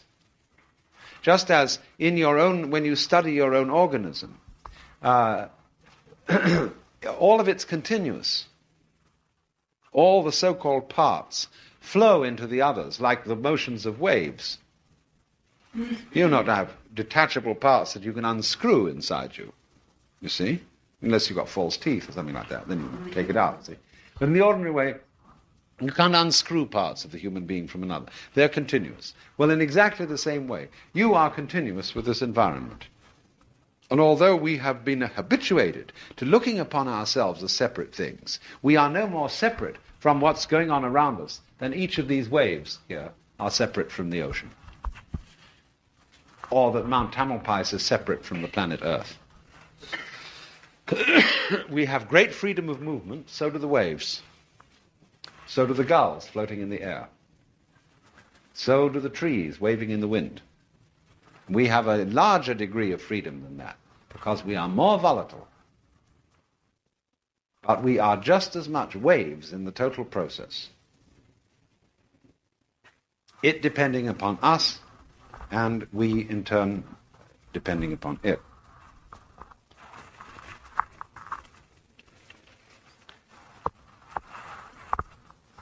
Now understand the meaning of there being no parts.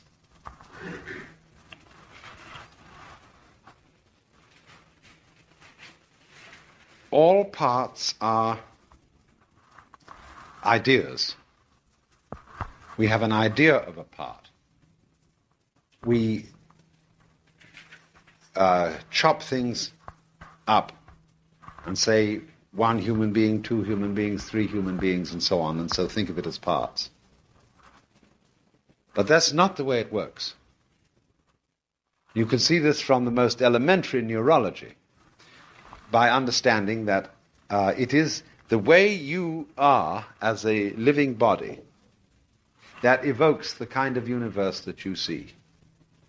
It is your body which turns the sun into light, which turns it into heat, which turns water into wet and rocks into hard. And in turn, your body is one of the pulsations of nature along with the sun, the rocks, the water, etc. So there's a mutual arrangement. It creates you, or evokes you, or does you, whatever word you want to use, and at the same moment you do it, and you do all of it.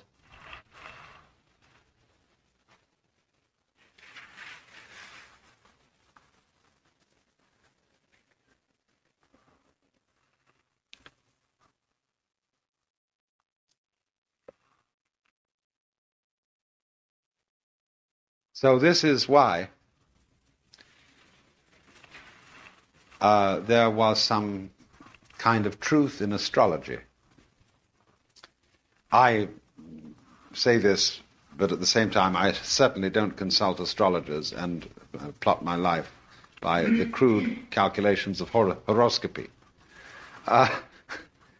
But because you if you do that, you get into endless tangles of self-deception, because it isn't accurate. But it has a principle. The astrologer was right. When he drew a map of your soul, he drew a crude map of the universe. He drew the universe as it was at the time and place of your birth. The universe as it was, as seen from the point of view where you were born. And that was your soul.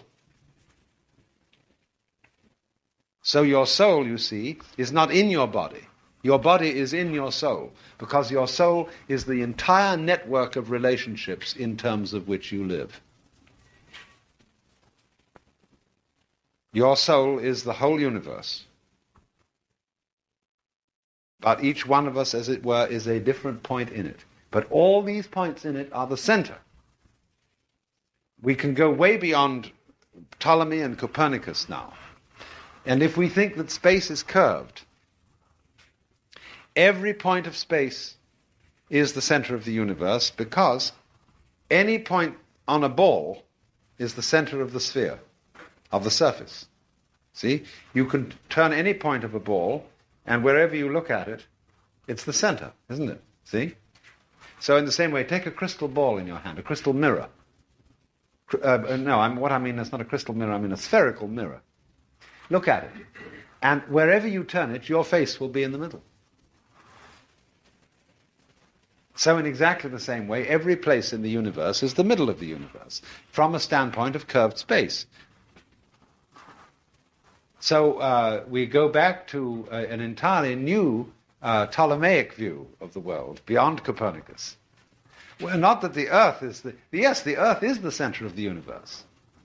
But every other place is also the center of the universe. There is no absolute center.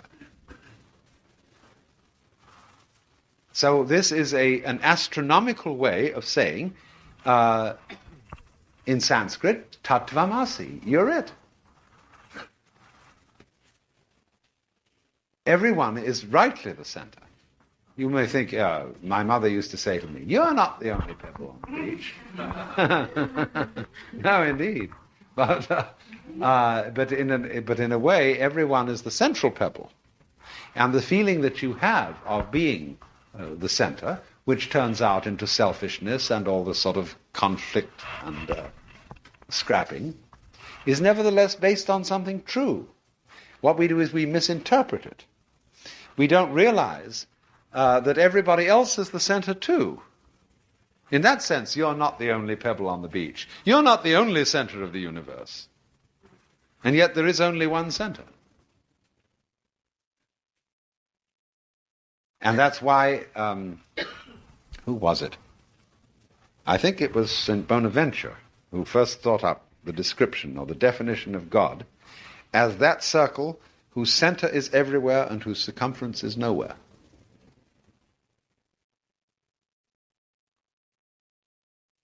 And This is a poem, I seem to remember, from Alfred Noyes. "Where," said the king, "oh, where, I have not found it. Here," said the dwarf, and music echoed here. "This infinite circle hath no line to bound it. Behold its strange deep centre everywhere."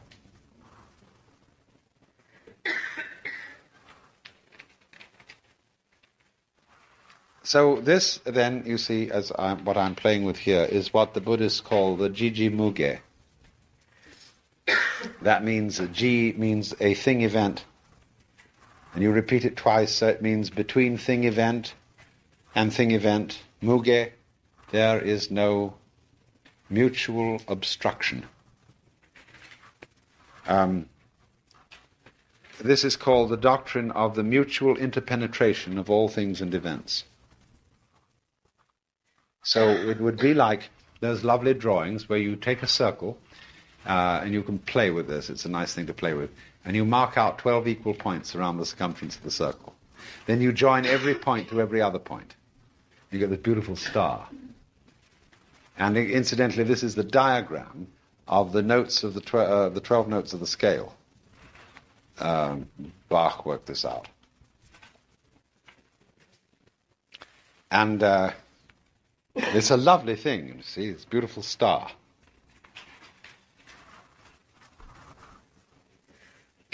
So this is the diagram of the way it all fits together.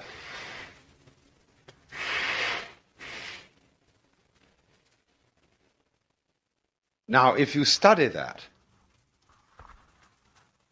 and by study again, I mean not just think about it, but feel it out, you will find very strange thing happening. That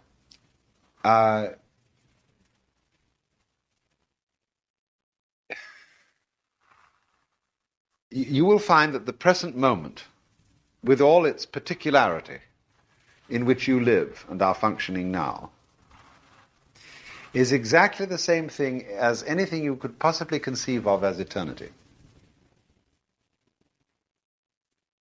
You will find that your limited life, and remember what I said about limits, you have to have something to push against. Your limited life, with its frustrations and with its particular problems at this instant, is the same thing as omnipotence.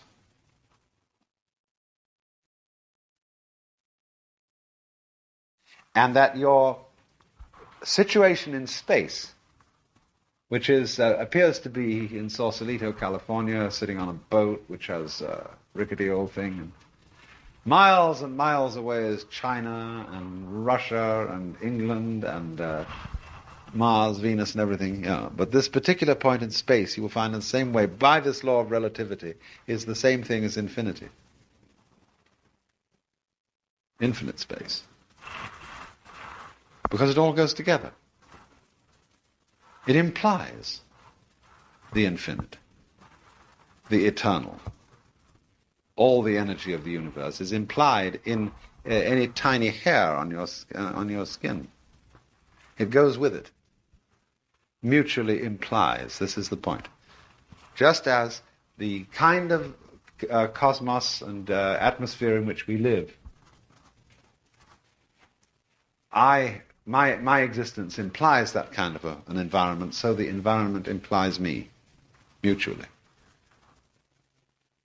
And it all goes together. Now, the only reason for saying this, you see, it is really terribly obvious. But the only reason for saying it is that people don't know it. And think instead that they don't belong, that this, I'm just, because the parents put down the children and said, little children should be seen and not heard, you don't belong here. Like I read the other day in some paper, somebody was saying, some young person was addressing a girl and saying, he was trying to make love to her. He was trying to woo her. And she said, you won't be friends with me because you say I don't like your personality. But said, you don't have to have a personality. A personality is something you had to put on because your mother didn't love you. You had to make up to her. Really, you don't need a personality because you're the essential thing, you see?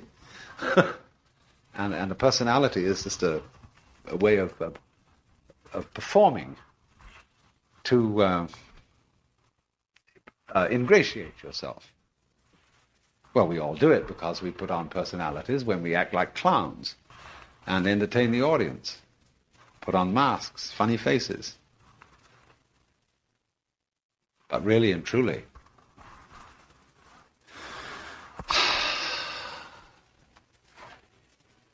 the mask covers the one self that we all have, and we all know it.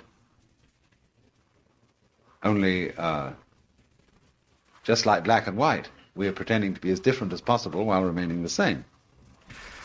I said that one of the aspects of cosmic gamesmanship that we were going to deal with would be group theory. And of course I don't mean exactly by that a sort of mathematical meaning, but the relationship that's tremendously important and that is not sufficiently recognized between in-groups and out-groups. You know how you've heard about little birds where they're cold and they're all huddling together, the idea being to see who can get most inside. And human beings are just like that. And so also is everything else.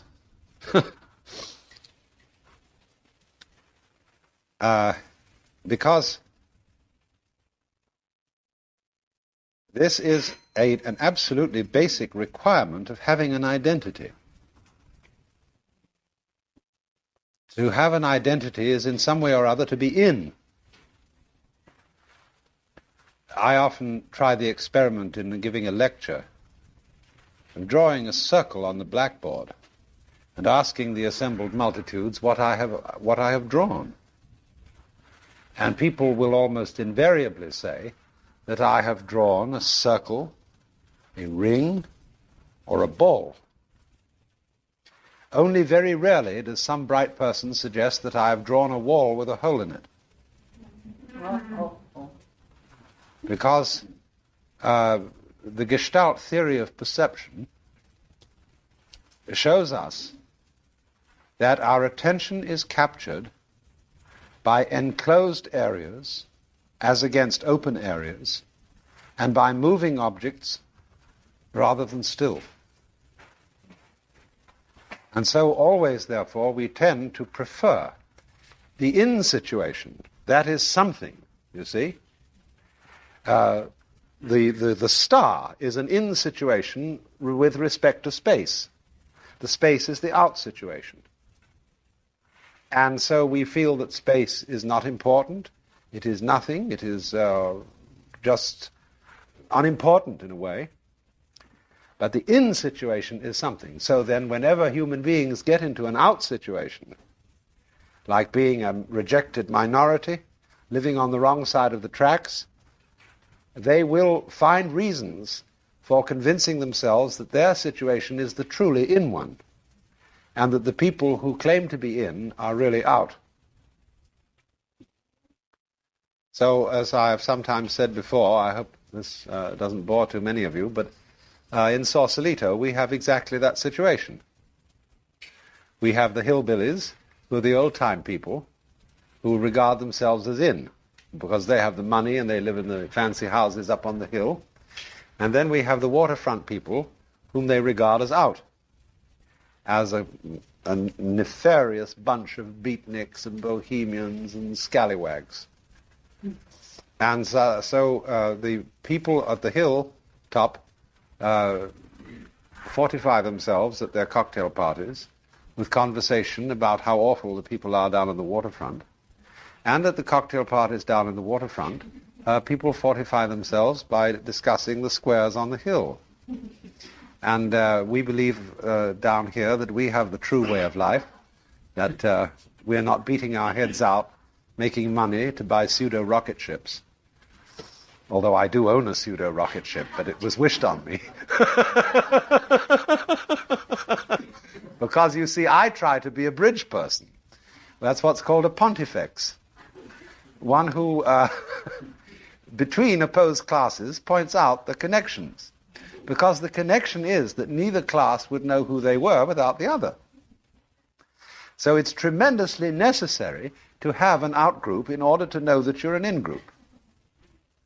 In other words, if you belong to the church, which is the assembly of the elect of God, or if you belong to the synagogue, which is to be a member of the chosen people, and outside are all those goys, then you know you're in. You see? But you must have the outsiders to know that you're in. There must, in other words, be beyond the pale of the village, the howling waste. And then you feel cozy, you feel protected, you feel you're there. And so in that way, bodies have skins, eggs have shells, and so on all through nature. Inside versus outside. But this versus must be understood as a form of symbiosis. And this is the crucial matter. This is absolutely of critical importance to anyone who wants to understand politics or military strategy or any of the real hard, tough games of life, that social conflict or conflict between the various biological species is a form of symbiosis. Now, ordinarily, we consider the symbiotic relationship to be one of mutual support, as is obviously the case between bees and flowers. Which came the first, bee or flower? This is the same question as which came the first, egg or hen. Because where there are no flowers, there can't be bees. And where there are no bees or other fertilizing insects, there cannot be flowers. So the truth of the matter is that bees and flowers, different as they are in appearance, and separated as they may be in space, they constitute a single organism. This is the real lesson of the bees and the flowers. And the same must be said truly of man and woman. There are no men without women. There are no women without men, because it always takes a man and a woman to produce a human being. So we are a man-woman arrangement, a woman-man arrangement, whichever way you want to look at it. And so although, you see, therefore, we move and look as if we are individuals and separate from each other, this is not the case at all. So now this, what I want to point out is that the same sort of relationship exists between groups that would seem to be hostile to each other. Now, what are some of the bases of hostility? The real basis of hostility is that the biological order is a mutual eating society. It's a very curious game indeed, and if you are philosophically inclined, it is one which might bother your conscience. When you realize that you as an organism are a compound of murders, you are actually a bag of water, because the human organism consists mostly of water. And this water is held together and prevented from slobbering all over the floor by a very complex arabesque of tubes and cells and films, the material of which was invariably belonging to some other being before you got it. You had to kill a chicken, a cow, or a cabbage, or an apple in order to get that tensile film of tube or whatever to hold the water in you and as you. And so we are, as human beings, a predatory creature. In fact, we are more predatory than anything else in nature. The sharks are supposed to be predatory, but they stay in the ocean. The piranha fish are supposed to be very predatory, but they stay in the Amazon. The eagles are predatory, but they stay in the air and on the land. Only man ranges the whole range of elements, earth, air, and water. and preys on things, and he eats like a swarm of locusts. Not only does he prey on the living beings, he preys on the minerals. And someone recently described our civilization as a lot of people sitting in the middle of a sewage dump shooting rockets at the moon. Because if you get Playboy magazine for September, and read about the use of water, or rather the misuse of water in our civilization, and it is absolutely horrifying. We've got to get that atomic power bringing us water from the ocean in nothing flat, or we're going to be very thirsty. And you can see how we use water in the most amazingly uneconomical ways. So we are a predatory monster eating up the planet. And I have seen, say, a sorrel plant in the country covered with green fly. One day it is full of little green succulent bodies having a ball. A day or two later, stalk with grey dust all over it. See, they multiplied to the point of eating up the plant, and so they turn into grey dust. Human beings could do just exactly the same thing. And the reason why human beings are in danger of this is that they have refused membership in a mutual eating society. They want to be top and only eater, and do not want to be eaten. So that instead nowadays of returning what you ate to the earth, we return our remains to the earth in an unassimilable form. Our remains include not only mummified, formaldehyded bodies, courtesy of the morticians, encased in concrete so that no worms even can get in, but also the fact that many things that we return to the earth are no longer in the organic cycle. For example, rust does not assimilate properly. All sorts of chemicals, all sorts of gases that we give off do not return into the organic cycle. And we are ruining, we are actually abolishing animals. Wild animals have less and less of a prospect of living. Wild birds are being greatly reduced in numbers. Whales are ceasing to exist because the whaling industry is getting rid of them. And what is more, some of the animals we farm, like chickens, are no longer chickens. They are strictly non-chickens which lay pseudo-eggs, because they are raised in enormous wire cell blocks and fed on chemicals under the superstition that anything fed to a chicken will turn into chicken, and it won't. That is why you may have noticed that the chickens you buy don't taste like chickens could taste, especially those that have been allowed to run around in the sunlight and scratch. Those can become real chickens. Because you see, the necessary thing about any species that you live on is that you must love it. I love you so much I could eat you. Or, I eat you so much I could love you.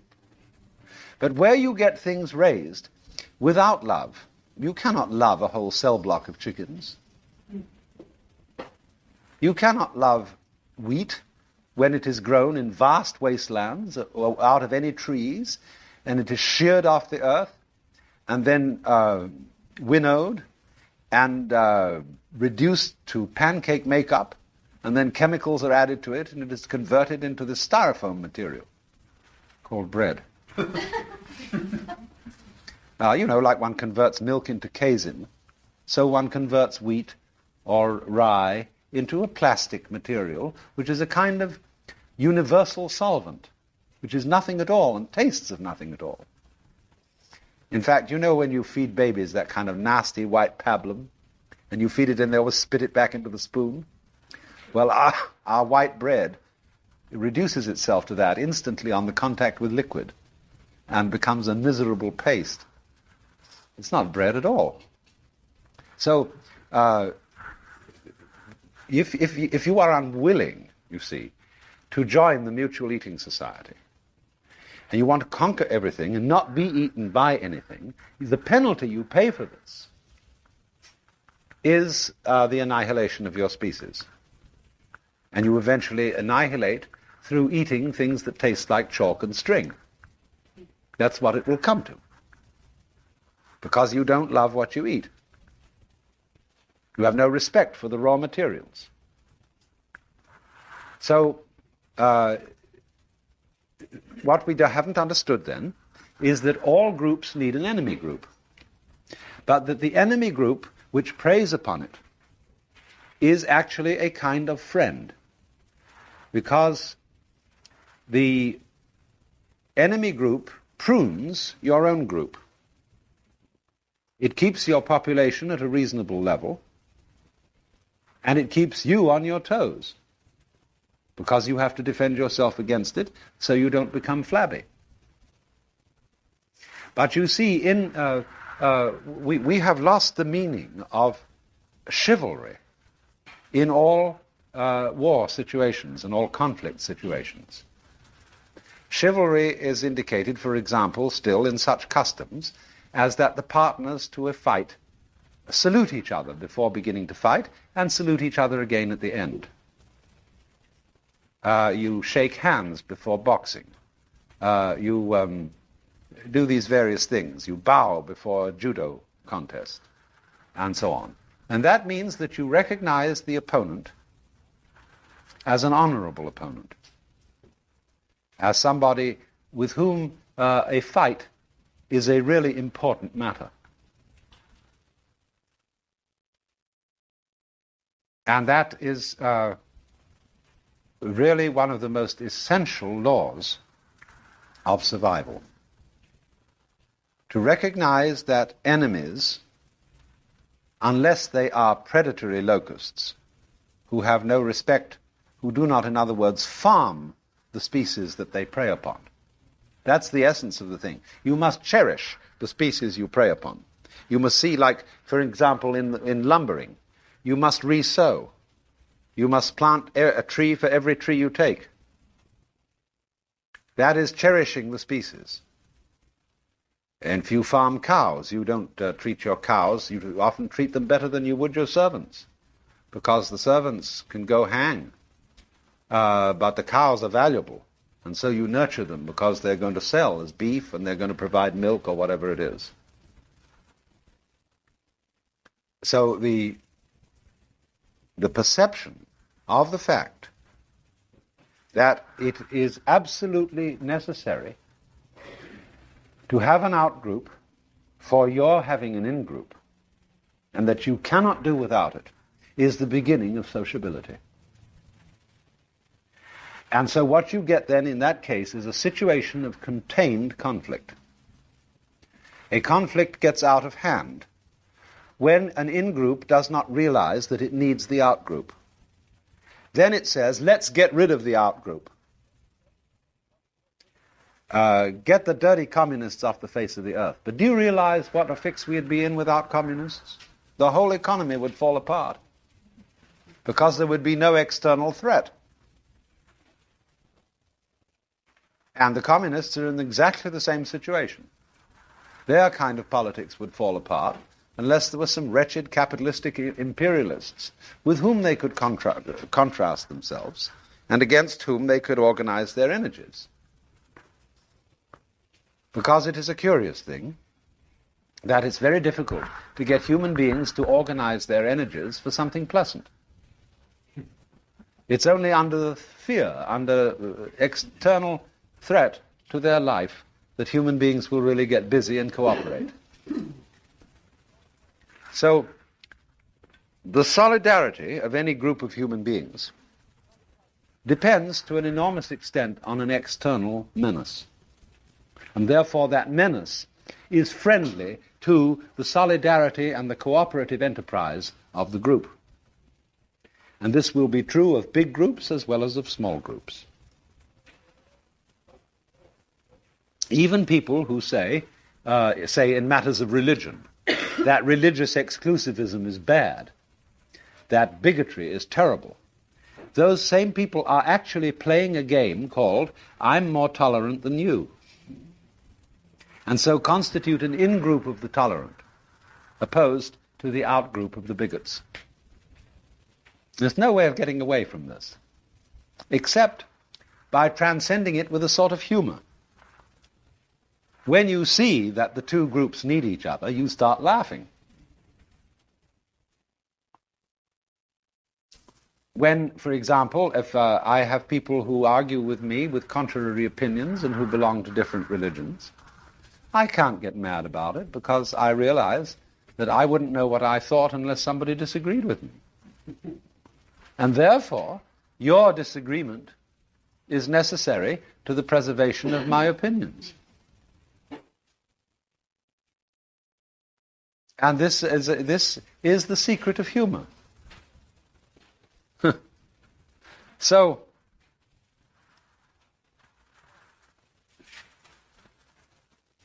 when you realize that, you are given one of the most important clues that there is to the nature of yourself. Now, you see, we are all brought up in a huge historical, cultural, linguistic background which has a very powerful influence upon the way in which we experience self. And we experience self as an enclosed island confronted by an enormous outgroup called the universe. Within me, within my body, is a palpitating, soft, sensitive reality. There is the self. But outside, I don't feel. When I hit you, you suffer, but I don't. It's the outside is therefore somehow alien. And it has been drilled into us, therefore, that the world as a physical entity or process is an organization that goes on and on and on, probably through all eternity. But that the individual is in it as a brief occurrence, and is furthermore, as man, a tiny little germ living on an obscure rock, revolving around an unimportant star on the fringe of one of the minor galaxies.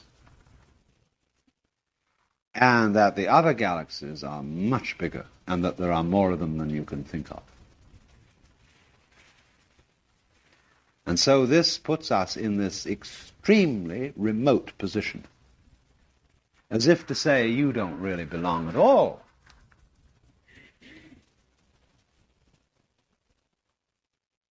Now, I explained yesterday a new cosmology where we can surely say that any point in the universe can be regarded as the center of it.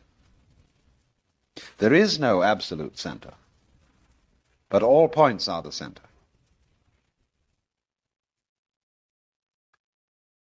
And so in the same way, if we can see that, we can make a very curious psychological readjustment to our life situation. And learn how what it is that we call I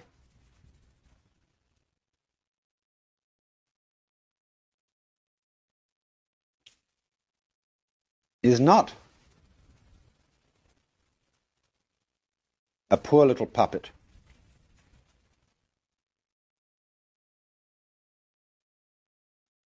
But that the situation of I-ness, that is to say, of feeling central to all things, is a kind of distortion of the true situation.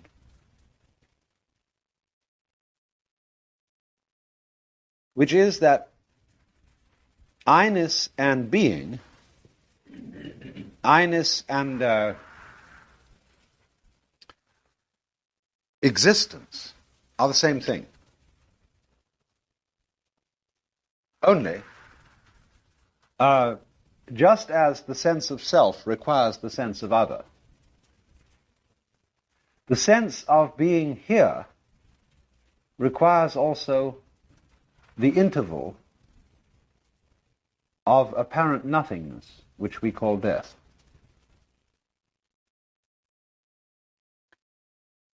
Life goes with death in the same sense as self goes with other. We saw there has to be this yang-yin rhythm, the crest of the wave and the trough of the wave. The crest is the life, the trough is the death, the interval. Someone has asked me what I think about the survival of the individual personality. And so you see, this problem of death is very critical to us. But you have to understand it and approach it by seeing that the real you is not the individual. If, for example, we draw a circle, and that circle represents the universe, then we draw rays coming from that circle in such a way that you're drawing tangents to the circle which meet at points outside it. So making a star in which each ray is a point which focuses the entire diameter of the star.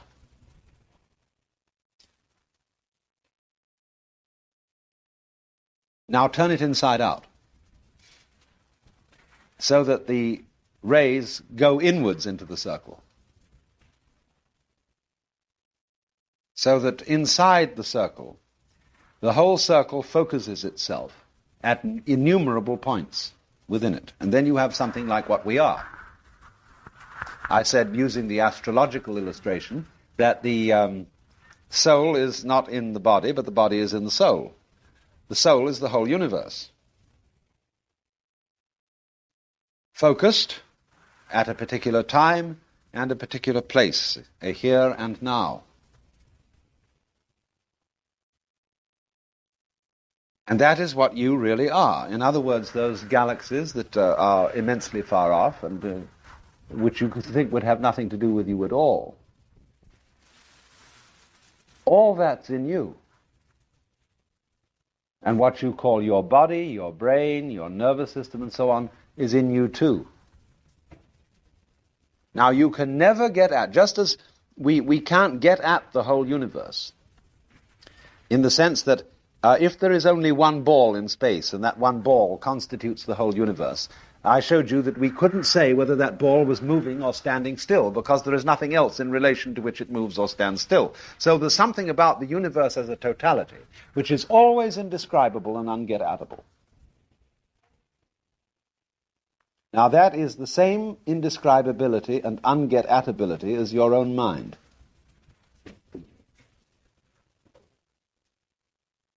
There is no way, in other words, just as we cannot find a name for the color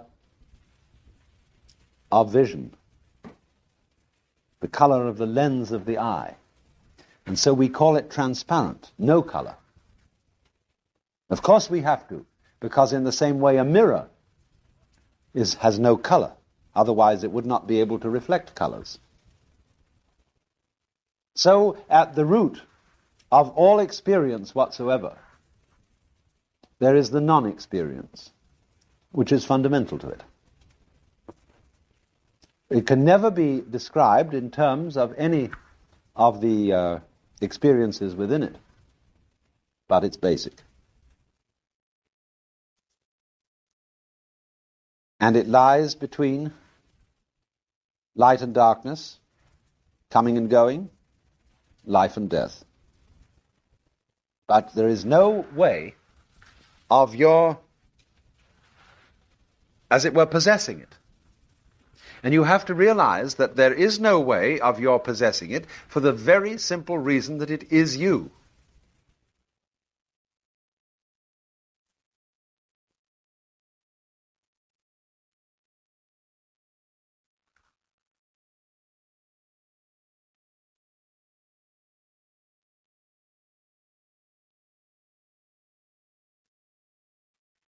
So, because of the invisible and intangible nature of this reality, one tends to forget all about it.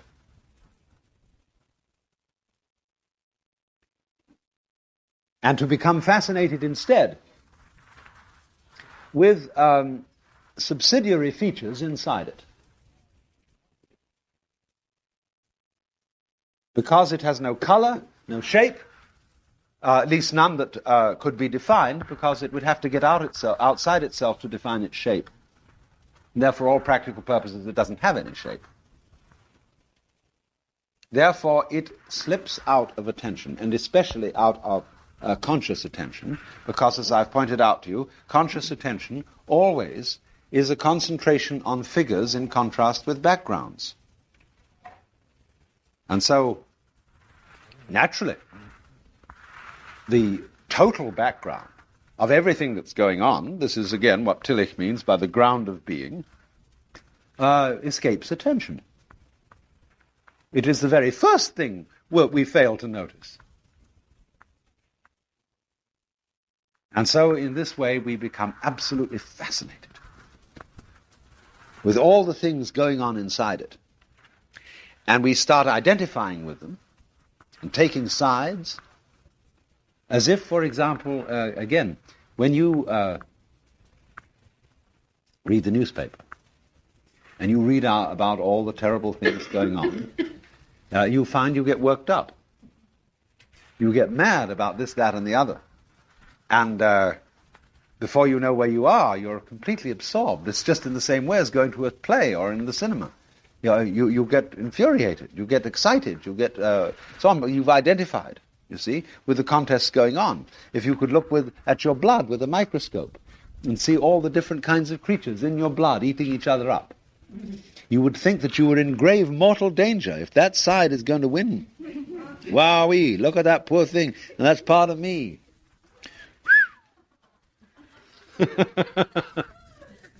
And so you get absorbed, you get partisan in that quarrel. So we're all, in this way, absorbed in the daily events going on, the conflicts and everything like this, and we're taking sides. Not realizing, you see, that you can't actually take sides, because you need both sides. You are both sides. You are self and other. You are inside and outside. How can you take the side of the outside against the inside? Because if you won, you wouldn't be outside. You wouldn't be inside either.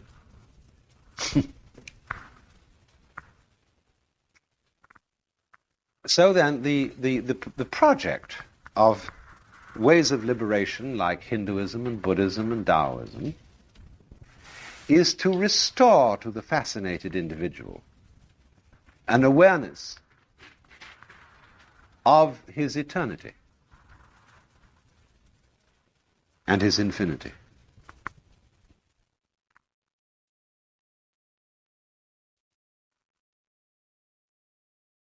Not necessarily in terms of what we ordinarily call personal immortality, a system in which we would be able to go on into a future life with memories of all the past lives through which we have lived, or past times in which we have been, so that I could address myself to the pleasures of heaven in the person of Alan Watts. I think there might be something mutually exclusive about that.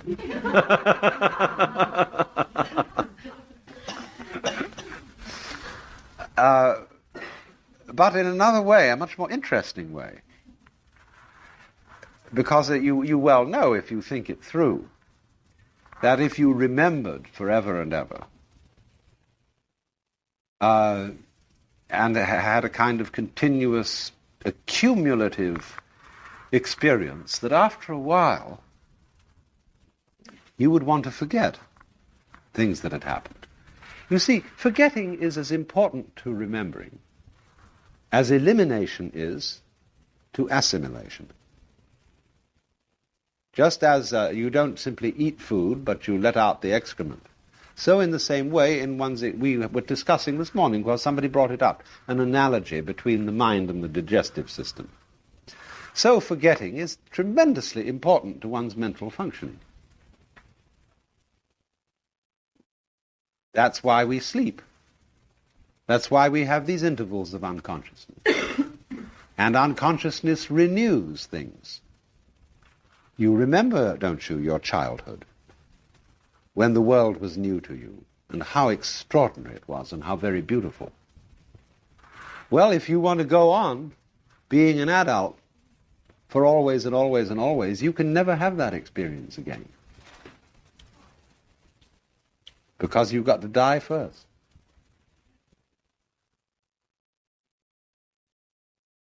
And see it all anew. And that is why all initiation ceremonies involve a symbolic death, what you call dying to yourself. In various rituals, people are put in coffins. And all books of the dead, like the Tibetan Book of the Dead and the Egyptian Book of the Dead, actually are coded references to initiation rites and initiation processes, whereby you die to come alive. And that is, for this reason, thinking about death is extremely productive. You know it's so difficult to think about death, isn't it? Imagine what it would be like for consciousness to cease and never occur again. To go to sleep and never wake up. This is a consideration which teases you out of thought. What would it be like to start out of nothing at all, as it seems that you did when you were born? That equally teases you out of thought. What is outside space? You see, all these questions, which are beloved of children, bring you to a point where you have to stop thinking. You can't possibly imagine it. And that is a creative moment when thought is nonplussed. Because what you have got to at that point is yourself. Just in the same way as you cannot conceive yourself in its vastest sense, in the sense of being one with the universe, so you cannot conceive these particular questions that I have raised. And you will find, if you think long enough about death, about the possibility of your total disappearance, and which will, so far as you're concerned, be the total disappearance of everything else. There's a clue in that, you see, as to who you are. If you think long enough about that, there will occur a curious flip. Yang leads to yin. You will realize that the infinite nothingness into which you will disappear when you die was the same infinite nothingness out of which you came when you were born. Do you remember not existing for millions and millions of years before you were born?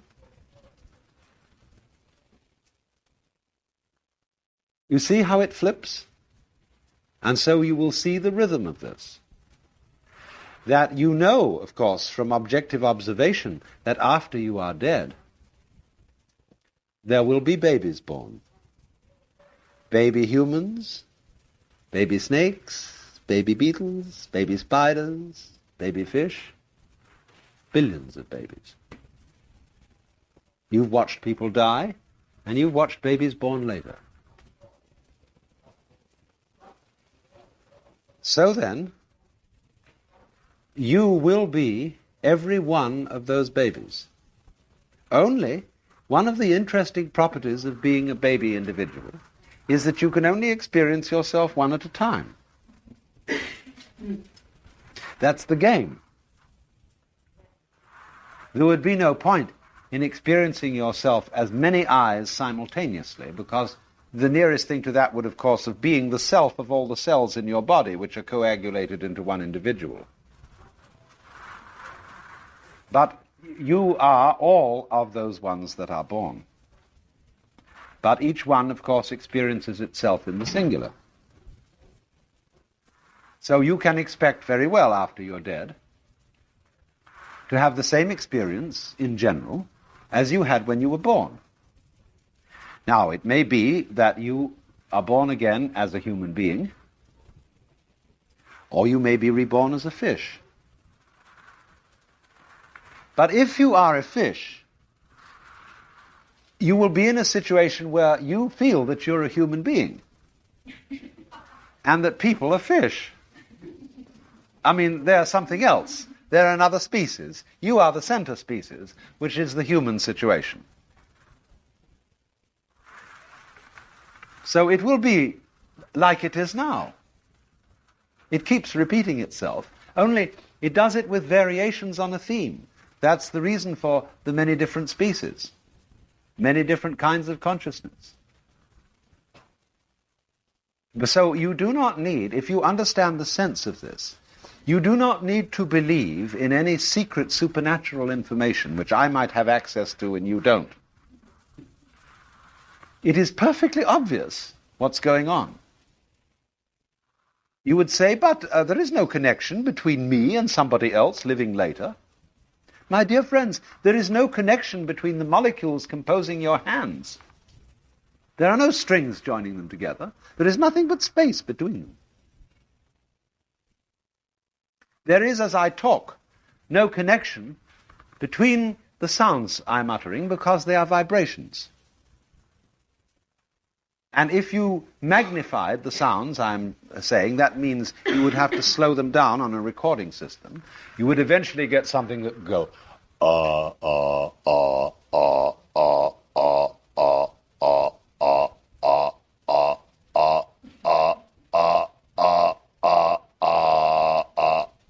and you see, I can gargle that a little so that you can, I get the deep bass enough, you can actually hear the texture of the sound. That is to say, you're beginning to hear the spaces in the vibration. And what is the connection between these things? Well, you say as you listen to it while I'm talking to you, it makes perfect sense. Or it's just one sound. Ah! Sounds like it's one sound, continuous, but it's not. It's discontinuous. But when you look at it from far enough away, it looks like it's continuous. So it is with connections between lives. With connections between anything whatsoever. There are no connections. You can look at the universe from the prickly philosophy point of view and see it as purely discontinuous particles. Put, put, put, put, put, put, put, put. Machinery. But if you are a goo type person, you see it as all continuous. Wavy. You see, instead of going put, put, put. But both points of view are correct. So if you want to be continuous, you go a little bit to goo. If you want to be discontinuous, and some people would much rather be dead when they're dead, then you can go over to particles. But you must realize, you see, that the differentiation between particles and waves is a differentiation that is necessary to both sides of the difference. You'll always find this is so. Whatever kind of duality you make, you will never be able to escape non-duality, which is what holds dualities together.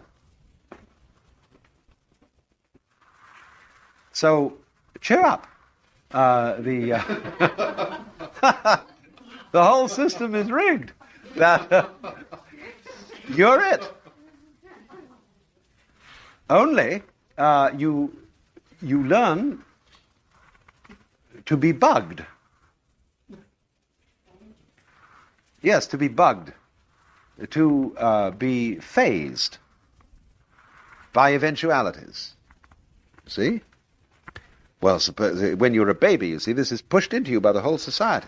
The babies know, you see, when they first arrive in the world. The babies know that they can't say, because they don't have any language.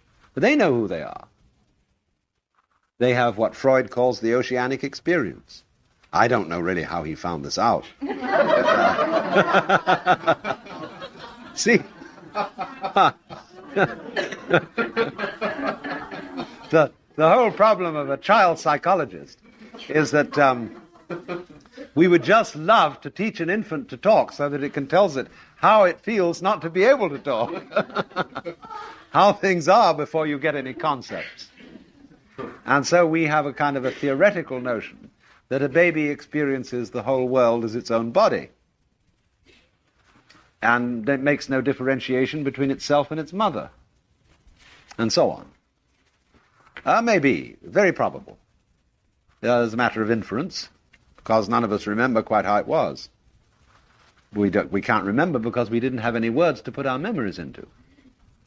No notation. Memory depends to a large extent on such notations. Well, you can get regressions by hypnosis, and maybe they tell us something, maybe they don't. But at any rate, what happens is that as you start to grow up,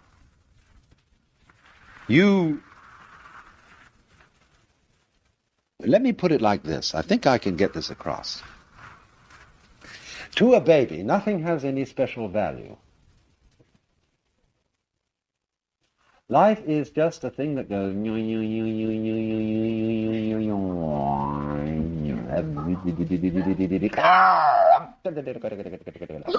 See? There's something just happening. There's just a play of energy. See? And there's nothing to say in it that this is the right noise and that's the wrong noise. This is the right shape and this is the wrong shape. It's all just shape. It's jazz. With no discrimination as to what ought to happen, what ought not to happen. When the baby's in pain, it hasn't yet been taught that pain is bad. The baby just squawks. And squawking isn't necessarily bad until mamas teach babies that they ought not to squawk. Then squawking becomes bad. Now, when you get enlightened at the other end of the road, you will once again see that everything that's going on is just in all kinds of ways. Marvelous. It has no value. It doesn't have to go on, but as a matter of fact, if it stops, stopping means going on later. It's just an interval. There's nothing except intervals. You can't, just as there's nothing outside space, you can't stop permanently. Supposing you take the theory that the universe is called the explosion theory of the universe, that there was a big bang sometime or other, and that all these galaxies were flung into space, and they are systems of falling energy. And eventually they'll fade out. And that'll be that. Well, then what? Well, but then how did it ever get to start? I mean, presumably before it all happened, there was nothing going on, which will be the way it is when it stops. Anything that happened once can happen again.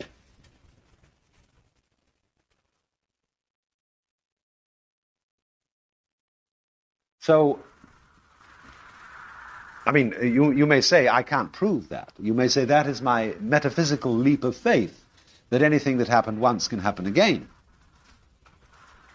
But I would like to be able to bet on it if I could find some way of collecting the winnings. Of course, if I lose, I'll never know I lost. But I think this is the way it works, because everything works that way. Only the thing is that don't worry about not retaining your personal identity, because you would get absolutely bored with it if you could. Enough of it would kill you, and indeed does.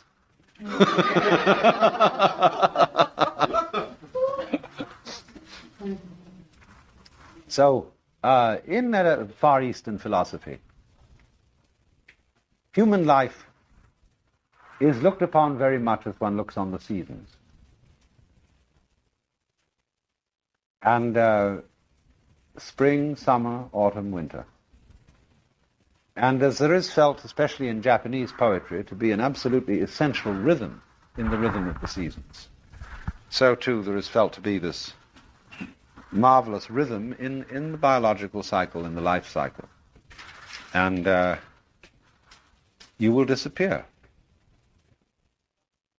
But you will reappear. And the interesting thing about it is this.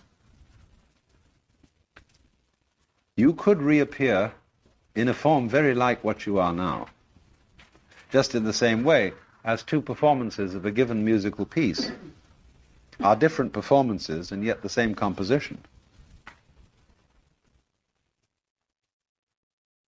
And there are all possibilities of making this energy system go into every conceivable kind of complexity and differences of shapes and differences of games and every conceivable sort of possibility.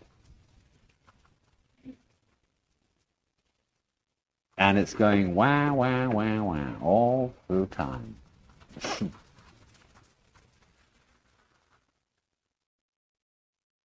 Now, the moment you see, this is an essential step, you might call it, in the meditation process, is to see this.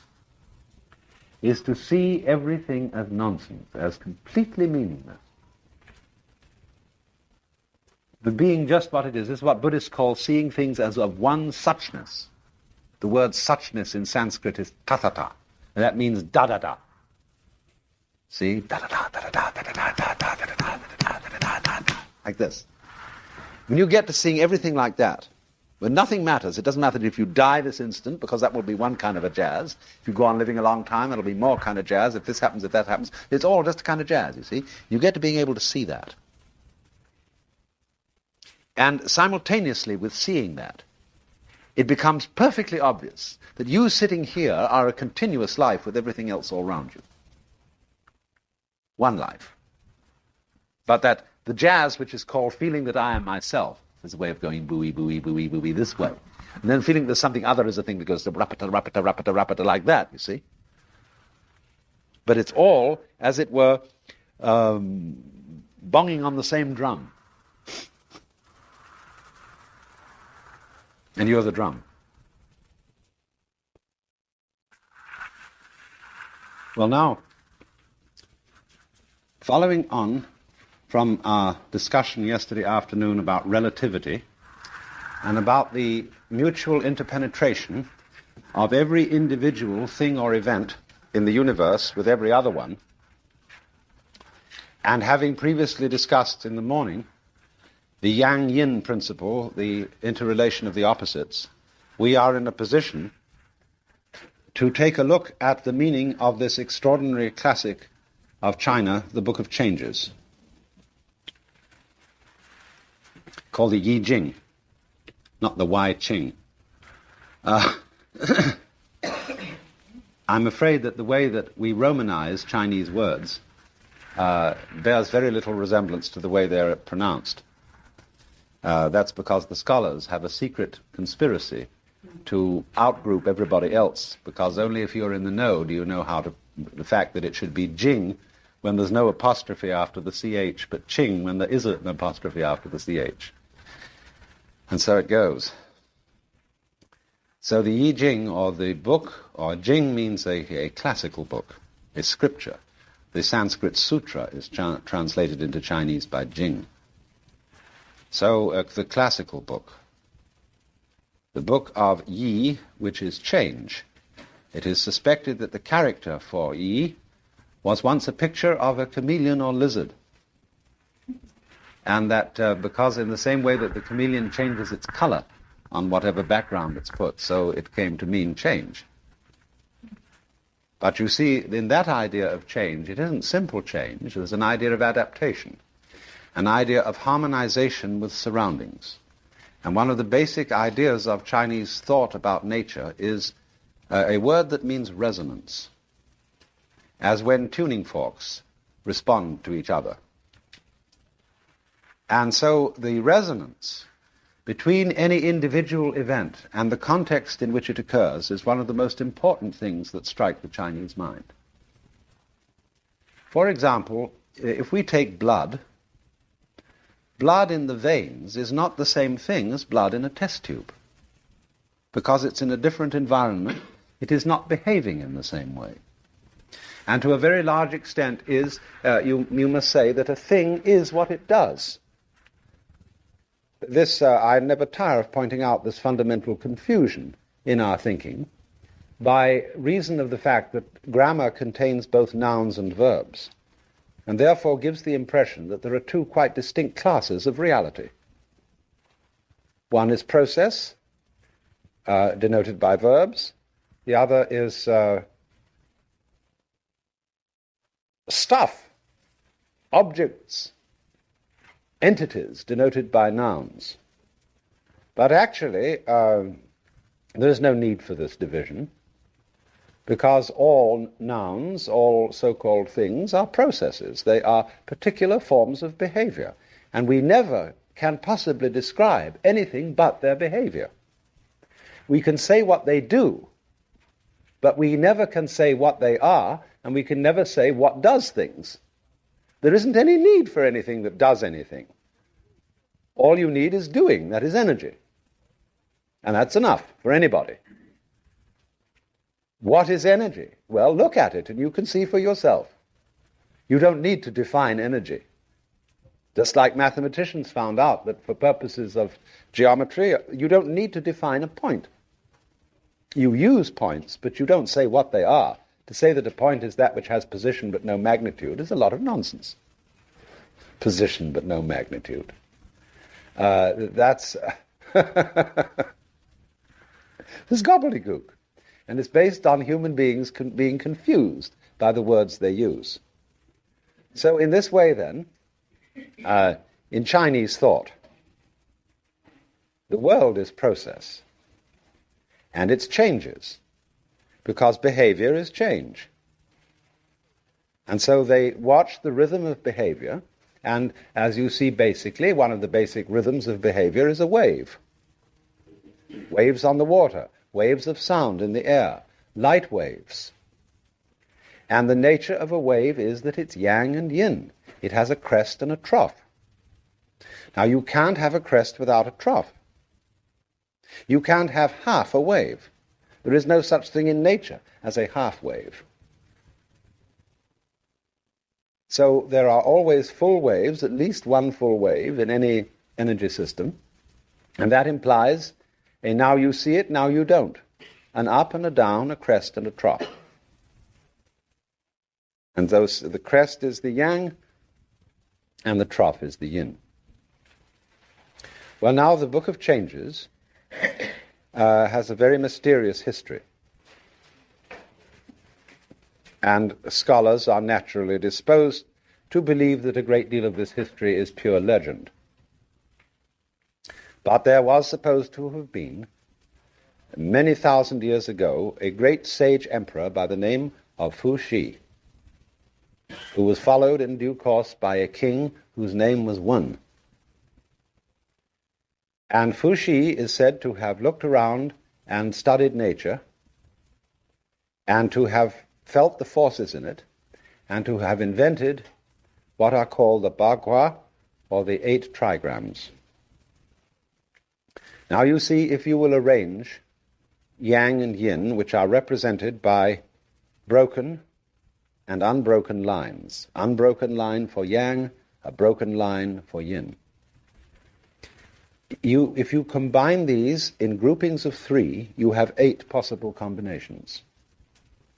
For example, 3 yang lines, which are unbroken, will then represent what the Chinese call Chen, or heaven.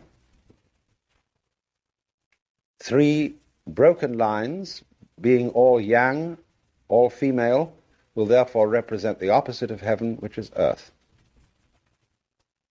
2 broken lines on either side of one unbroken line will represent water, and the opposite arrangement, 2 unbroken lines on either side of one broken one, will represent fire.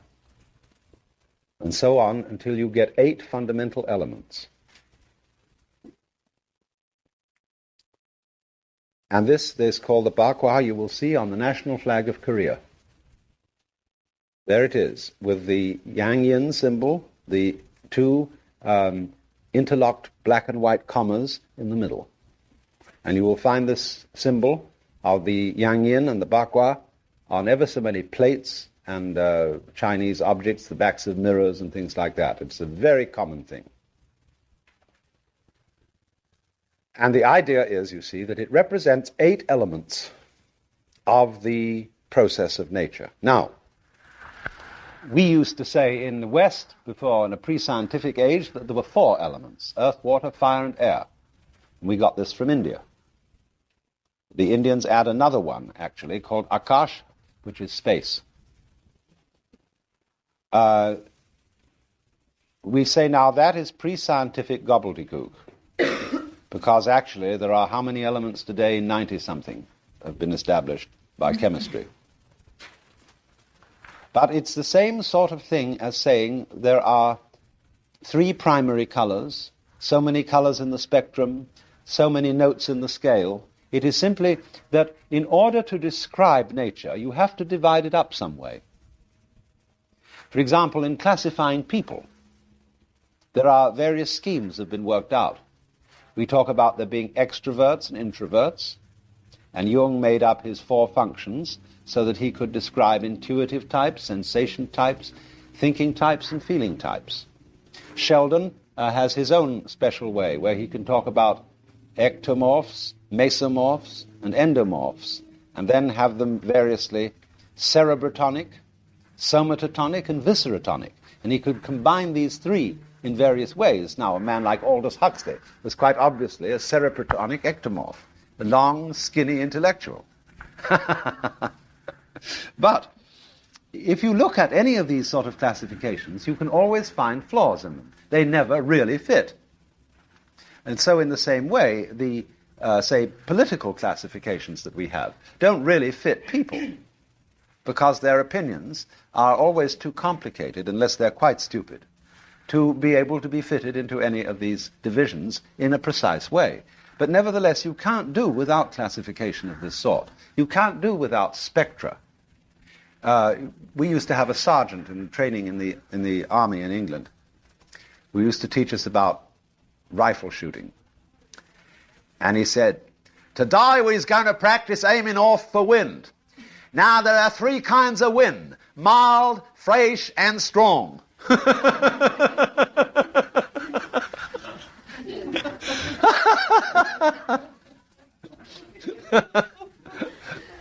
And 3 kinds of wind. There you are, stuck with it.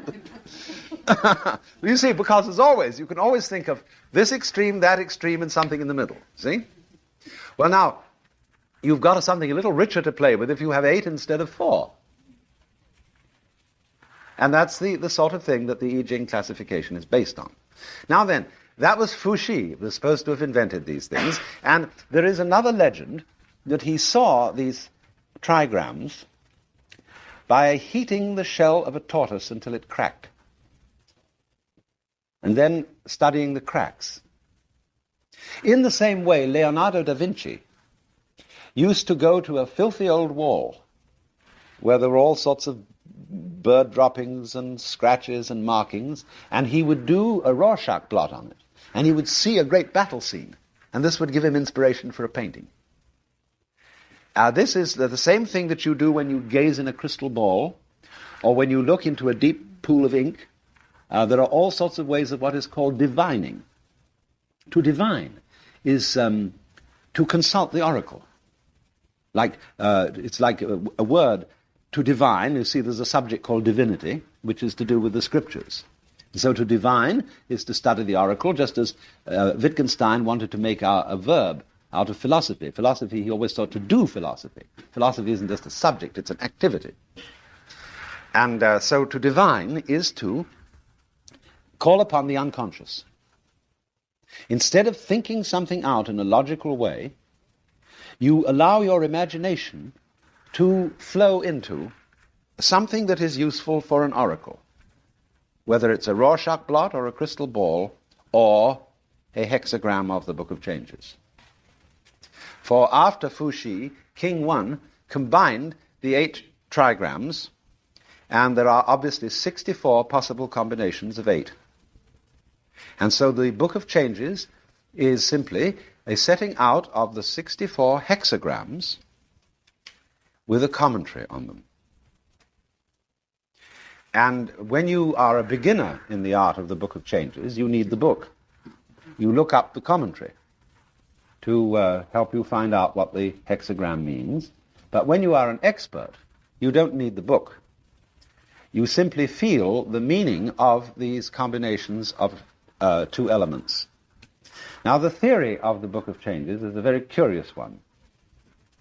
And it's related to Jiji Muge, that is to say, the mutual interpenetration of all things and events, and is based on the idea that anything that happens at this moment will be related to this moment because it's in the context of this moment. Therefore, the way I would do something at random at this time will be what we call a sign of the times, or a manifestation of what in German is called the Zeitgeist, the spirit of the time, or the mind of the time. Another way of putting it would be the configuration of the time.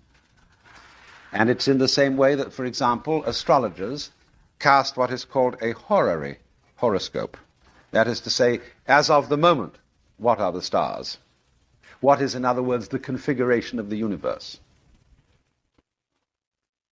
And so, in exactly the same way, the I Ching philosophy is based on the idea that how one randomly selects the yarrow stalks, or the sticks, or tosses coins, in a given situation, and you might define the situation by asking a question, that random pattern that falls will be related to the situation, and you can divine something about the situation from it.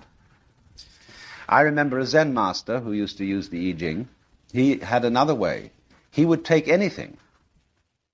He took, for example, one day a bowl of flowers, and he looked at the pattern of the arrangement of the flowers and derived a hexagram from the pattern. And from that, he told us about the mood the person who had arranged them had been in. Now, of course, this is all, from our scientific point of view, unverified and may be unverifiable.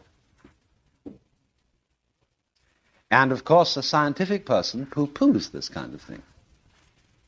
Because he would say, that's not the way to go about deciding what to do in an important situation. Or when you have to decide upon action in an important situation, what you do, if you're a scientifically minded person, is you study all the relevant data, and you get information. And then on the basis of that information and past experience and previous scientific studies of behavior, you decide how this situation is likely to turn out. But there is a very serious problem about that. It is not any use for practical purposes. It is only applicable in trivial situations, which are highly controlled in an experimental way. For example, in the old times when you went to the doctor, he would look at you and prod you and smell you and come up with some feeling about what was the matter with you. No doctor will do that today. They say they don't move unless they take innumerable tests. See? So you're tested and measured precisely. Then they come back and they think about it. But you know, they still don't know what to do. Because there comes a point in any decision-making process where you have to act on hunch. How do you know when you've got in enough data about any situation when to call a halt? Because you can go on collecting data forever. There are always infinitely many variables in any situation whatsoever, and especially in the human situation. So ultimately, you don't kid yourself. You are always deciding on hunch what you're going to do. Even the best informed person ultimately comes to a leap of intuition before making a decision. So then, when you really don't know which way to decide on a certain thing, people say, flip a coin. You know, you can always rib Christians on this because the disciples of Jesus cast lots and to make a decision. But we're always doing that.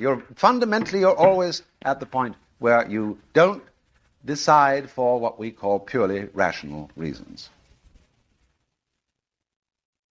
So then, flipping a coin gives you two possibilities, yes or no. Now, let's suppose you had an 8-sided coin. See, 6-sided dice is a little bit richer. Instead of giving you only two possibilities, here you've got a possibility of variation. Now let's consider a 64-sided coin. That's what you've got here.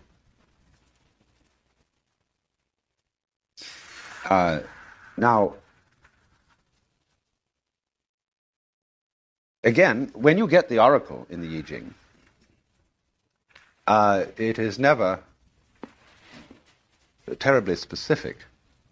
Although sometimes, in your given situation, it seems to be absolutely specific when you consult it. But on the other hand, you use it like theologians use the Bible. That is to say, they read into it anything they want to find. Only, you mustn't do this deliberately.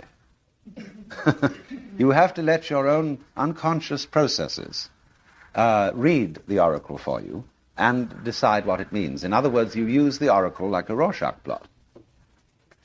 And the wisdom of that is this, that your brain, if it is your brain, and nobody really knows, you see, just to put something in parentheses, is the brain the mind? Some say yes, some say no.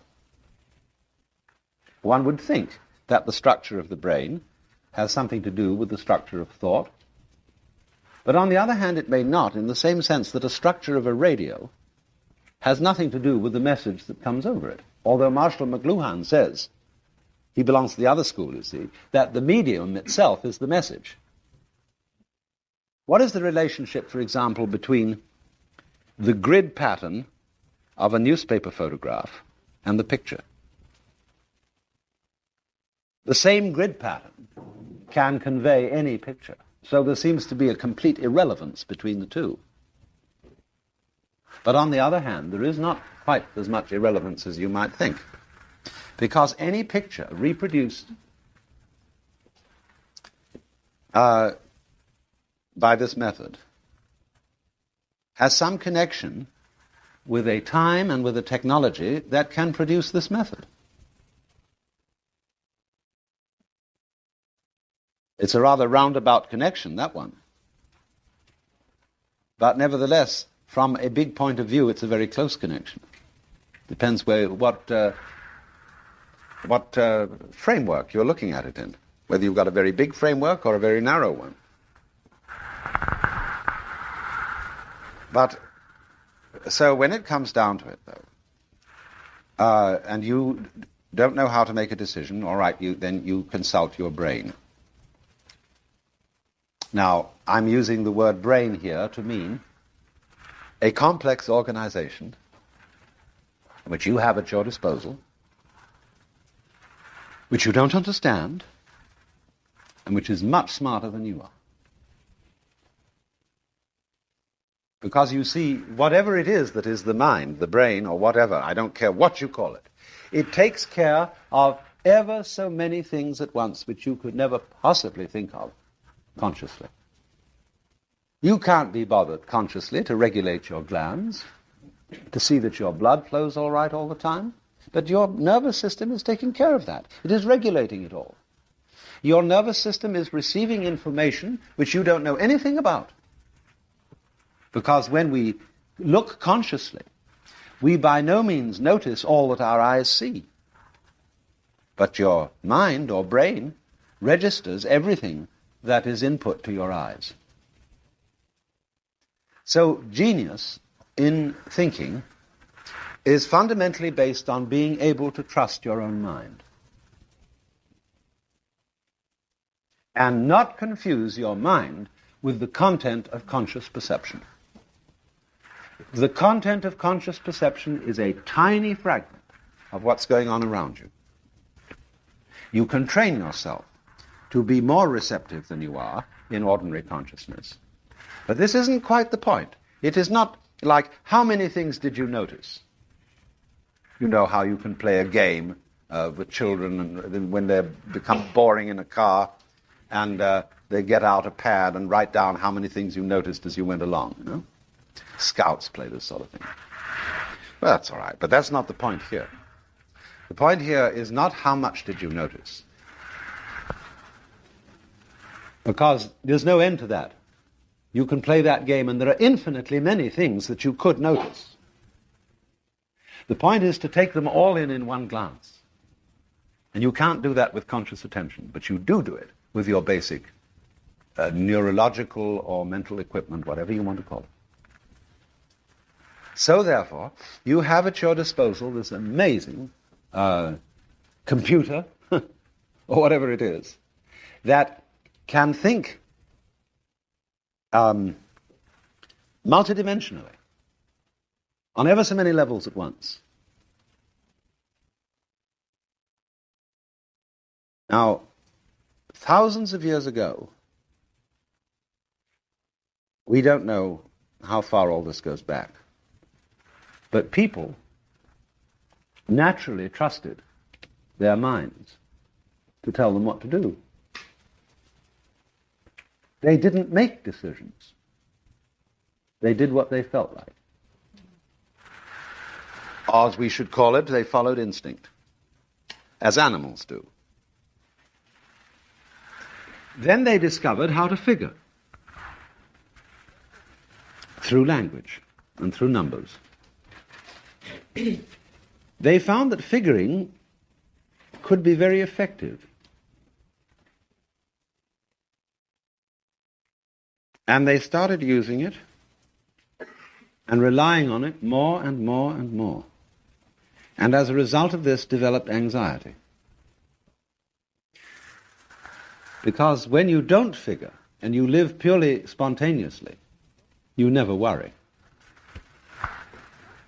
If this decision is disastrous, it's disastrous, and death will hit you in a hurry and you'll never know what hit you. You don't spend all your time worrying about, did you make up your mind in the right way?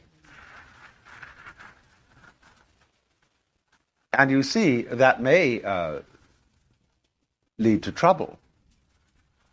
But the thing is that people don't realize is that everything leads to trouble in any case.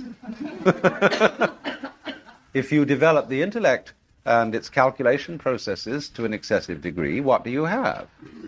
Well, you have the weapons lab of the United States Air Force, and you have the Russian this, that, and the other, and the Chinese something else. You have planned disaster.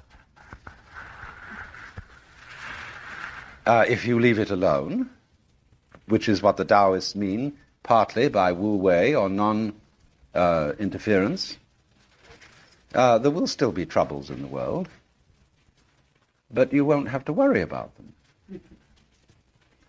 And you will float along, and you will feel very free. And the question is to try and con modern people into living that way.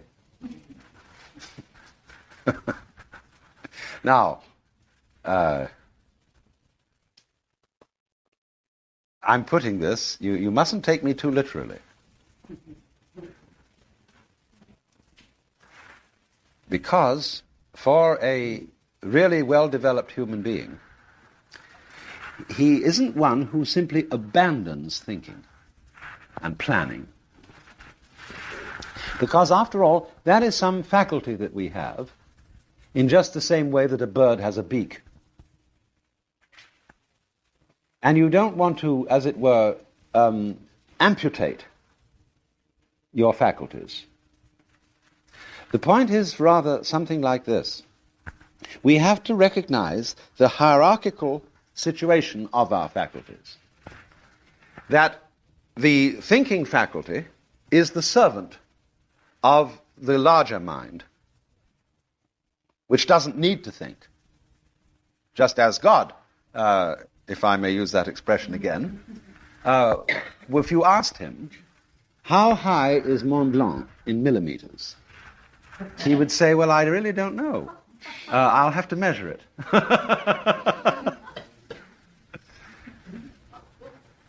Because to ask that question is to ask the relation of Mont Blanc to a ruler.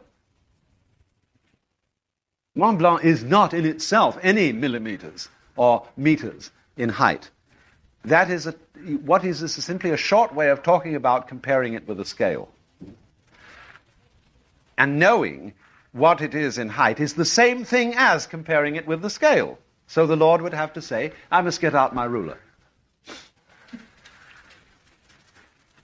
Just in the same way as you don't know how you breathe, but you do it. So the Lord God creates the universe without knowing how it's done. That is to say, knowing in terms of technical considerations.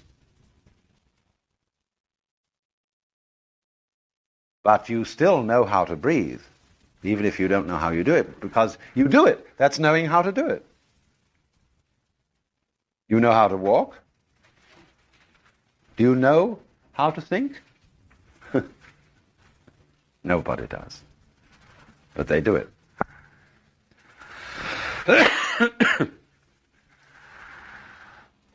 So then, this unknown process produces the knowing process. But the knowing process is subordinate to it. And therefore you have to learn how to include thinking in spontaneity. But it's subordinate to spontaneity.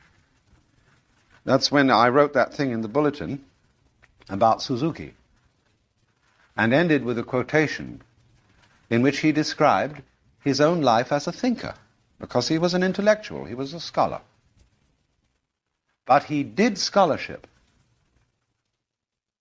in the spirit of spontaneity. He used thinking. He was not used by thinking. And when I say he here, I'm referring to the mind beyond consciousness. Now, the mind beyond consciousness, we discussed a little bit of this yesterday, that we call the self, with a capital S, as distinct from the ego. And I pointed out why the horoscope was traditionally considered to be the map of the soul, and that the body is in the soul, not the soul in the body. So the mind that I am talking about is not merely your nervous system. If we will talk about it now in physical terms, it is not merely the nervous system, but it is the entire physical environment in which your nervous system exists and all the relationships operating within it. That's your mind. In other words, the kind of mind you have at this moment is impossible without your living in this kind of a society. Your mind includes the telephone book, the Encyclopedia Britannica, the University of California, and everything else going on, say, in the intellectual world. Every one of us exists mentally in relation to the total intellectual process going on in this day and age in society. You draw on it, it infiltrates you, it provides you with language. You didn't invent the English language. It was given to you as a result of a social enterprise going on for thousands of years. So in this sense, when you consult your mind, you are consulting the entire organization of the universe as it is more immediately reflected in the structure of your nervous system and everything that your nervous system is doing, all the kinds of messages that are running through it. It is these messages that constitute the mind. And so this is what Buckminster Fuller means when he talks about synergy. S-Y-N-E-R-G-Y. Means from the Greek synergos, working together, and he believes that any organization has more intelligence than any one of its members. And he therefore goes on to believe that the industrial complex of communication systems covering the face of the earth is developing its own intelligence. And it will be much more intelligent than any one of us. And this may perhaps save the situation. We don't know. I mean, one illustration of this is that I'm very familiar with is air transportation. Now, every country in the world has invested a fortune in jet aircraft. And by Jove, these things have to run. Otherwise, they fall apart. So they must run on time. And this network of air communications is joining every city in the world together so that by 1968, according to Buckminster Fuller, we have a one-town world. Figure it. If it takes you an hour to get from here to New York in a supersonic craft, New York is only as far away as Palo Alto. Well, that's practically in the same community. And this is going to include Tokyo and Moscow and Paris and so on, and they're all going to become the same place. They'll speak increasingly the same language, share the same culture, eat the same food. You can fly in San Francisco bread to Paris, which is being done, because some of the bread made here is better than the bread made in Paris. It can go the other way too. And we're going to share a common urban culture. And this is the work of synergy. Also, the aircraft people get increasingly bored at passport and customs regulations because they hold up traffic. Well, now, then,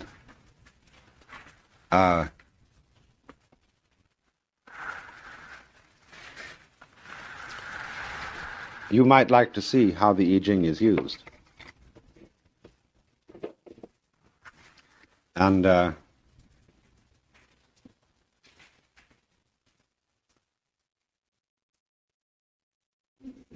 have here, mainly for symbolic reasons, 3 ancient Chinese coins.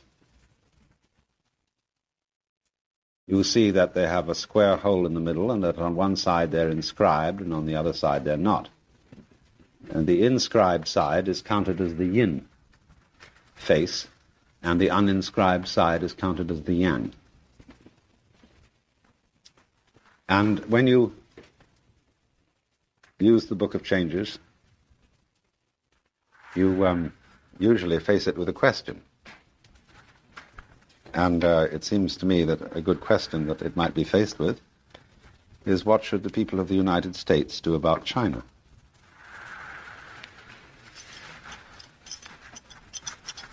And you respectfully request the wisdom of the oracle in this matter, and you throw the coins down to see how they fall. And what I have is 1 yang and 2 yins. Now, strangely enough, that counts in the system, and I don't quite know why, as what's called the yang. I think maybe I do know why. You would think it would be a yin with 2 yins and 1 yang, but it counts as the yang, and that's the bottom line of the hexagram.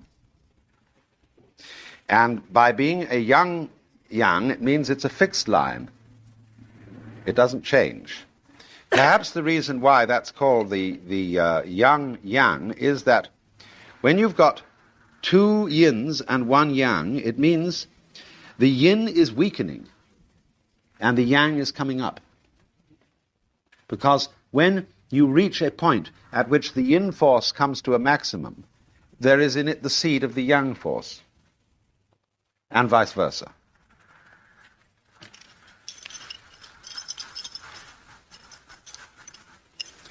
And you see, you have to do this 6 times to get 6 lines.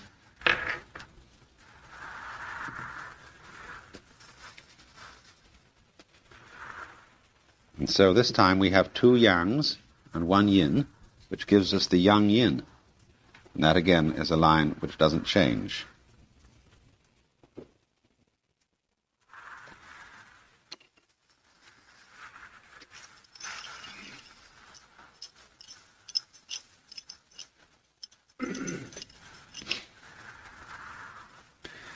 And we get 2 yins and 1 yang, which gives us another yang yang, and has made the hexagram of fire.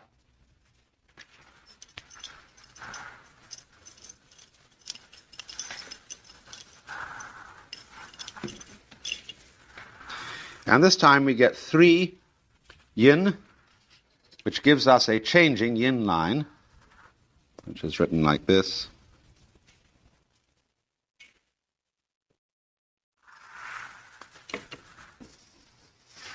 That means that after you consult the hexagram in its first form, you consult the hexagram which is, so far as that line is concerned, the opposite. Again, 2 yins and 1 yang, giving us the yang-yang.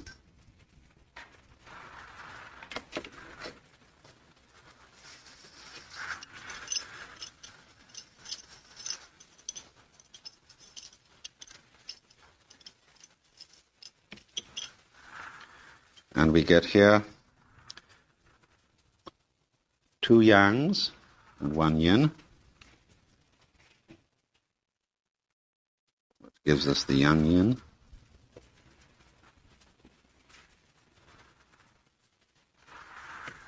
And so we get fire over water.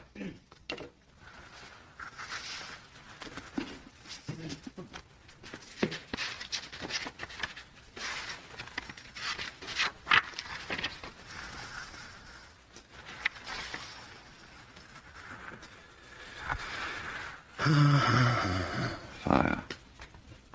No, water over fire. Water over fire. Cool it, baby. So that is 5 over sway.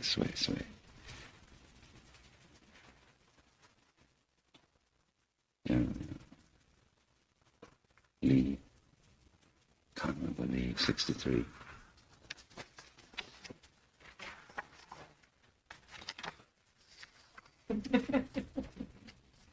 Let's see, the oracle is often very surprising.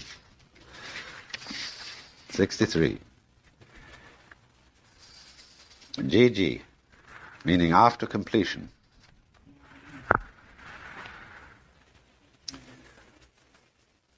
This hexagram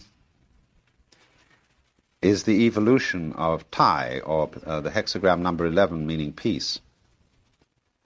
The transition from confusion to order is completed, and everything is in its proper place, even in particulars. The strong lines are in the strong places, the weak lines in the weak places. This is a very favorable outlook, yet it gives reason for thought.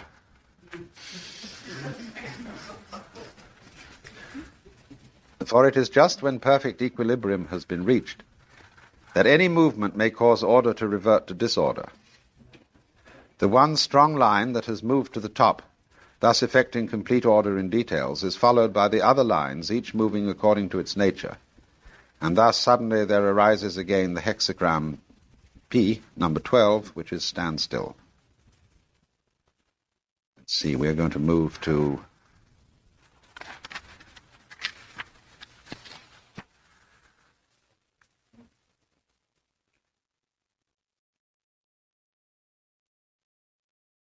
'47. Now, here comes the oracle itself. It says, after completion, which is the name of the hexagram. Success in small matters. Perseverance furthers. At the beginning, good fortune. At the end, disorder. Then following the judgment comes another part of the oracle called the image. Water over fire. The image of the condition in after completion.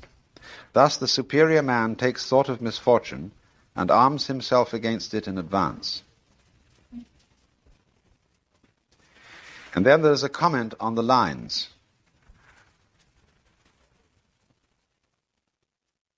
And we have an 8 in the... a 6 in the 4th place. And the oracle here says of this line, which is a moving one, the finest clothes turn to rags. Be careful all day long. Now, there are many comments on this.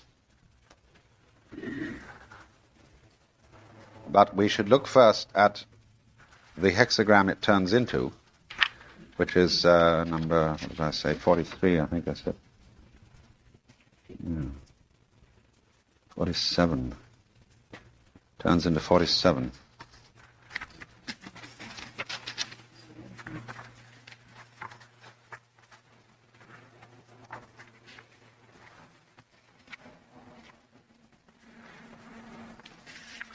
Well, the one it turns into indicates the direction of the motion. It turns into kun, which means oppression or exhaustion, with the lake above and the water below.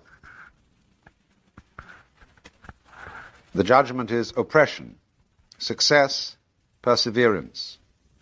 The great man brings about good fortune, no blame. When one has something to say, it is not believed. The image. There is no water in the lake. The image of exhaustion. Thus the superior man stakes his life on following his will.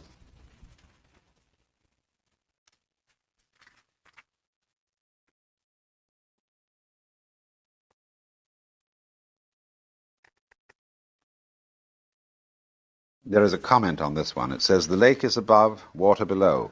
The lake is empty, dried up. In other words, the water flows out. Exhaustion is expressed in yet another way. At the top, a dark line is holding down two light lines. Below, a light line is hemmed in between two dark lines. The upper trigram belongs to the principle of darkness, the lower to the principle of light. Thus, everywhere superior men are oppressed and held in restraint by inferior men.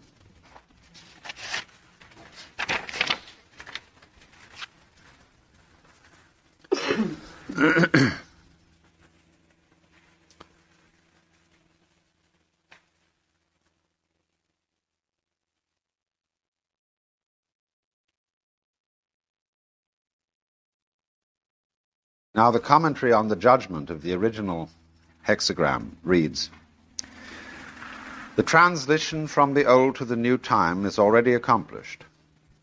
In principle, everything stands systematized, and it is only in regard to details that success is still to be achieved.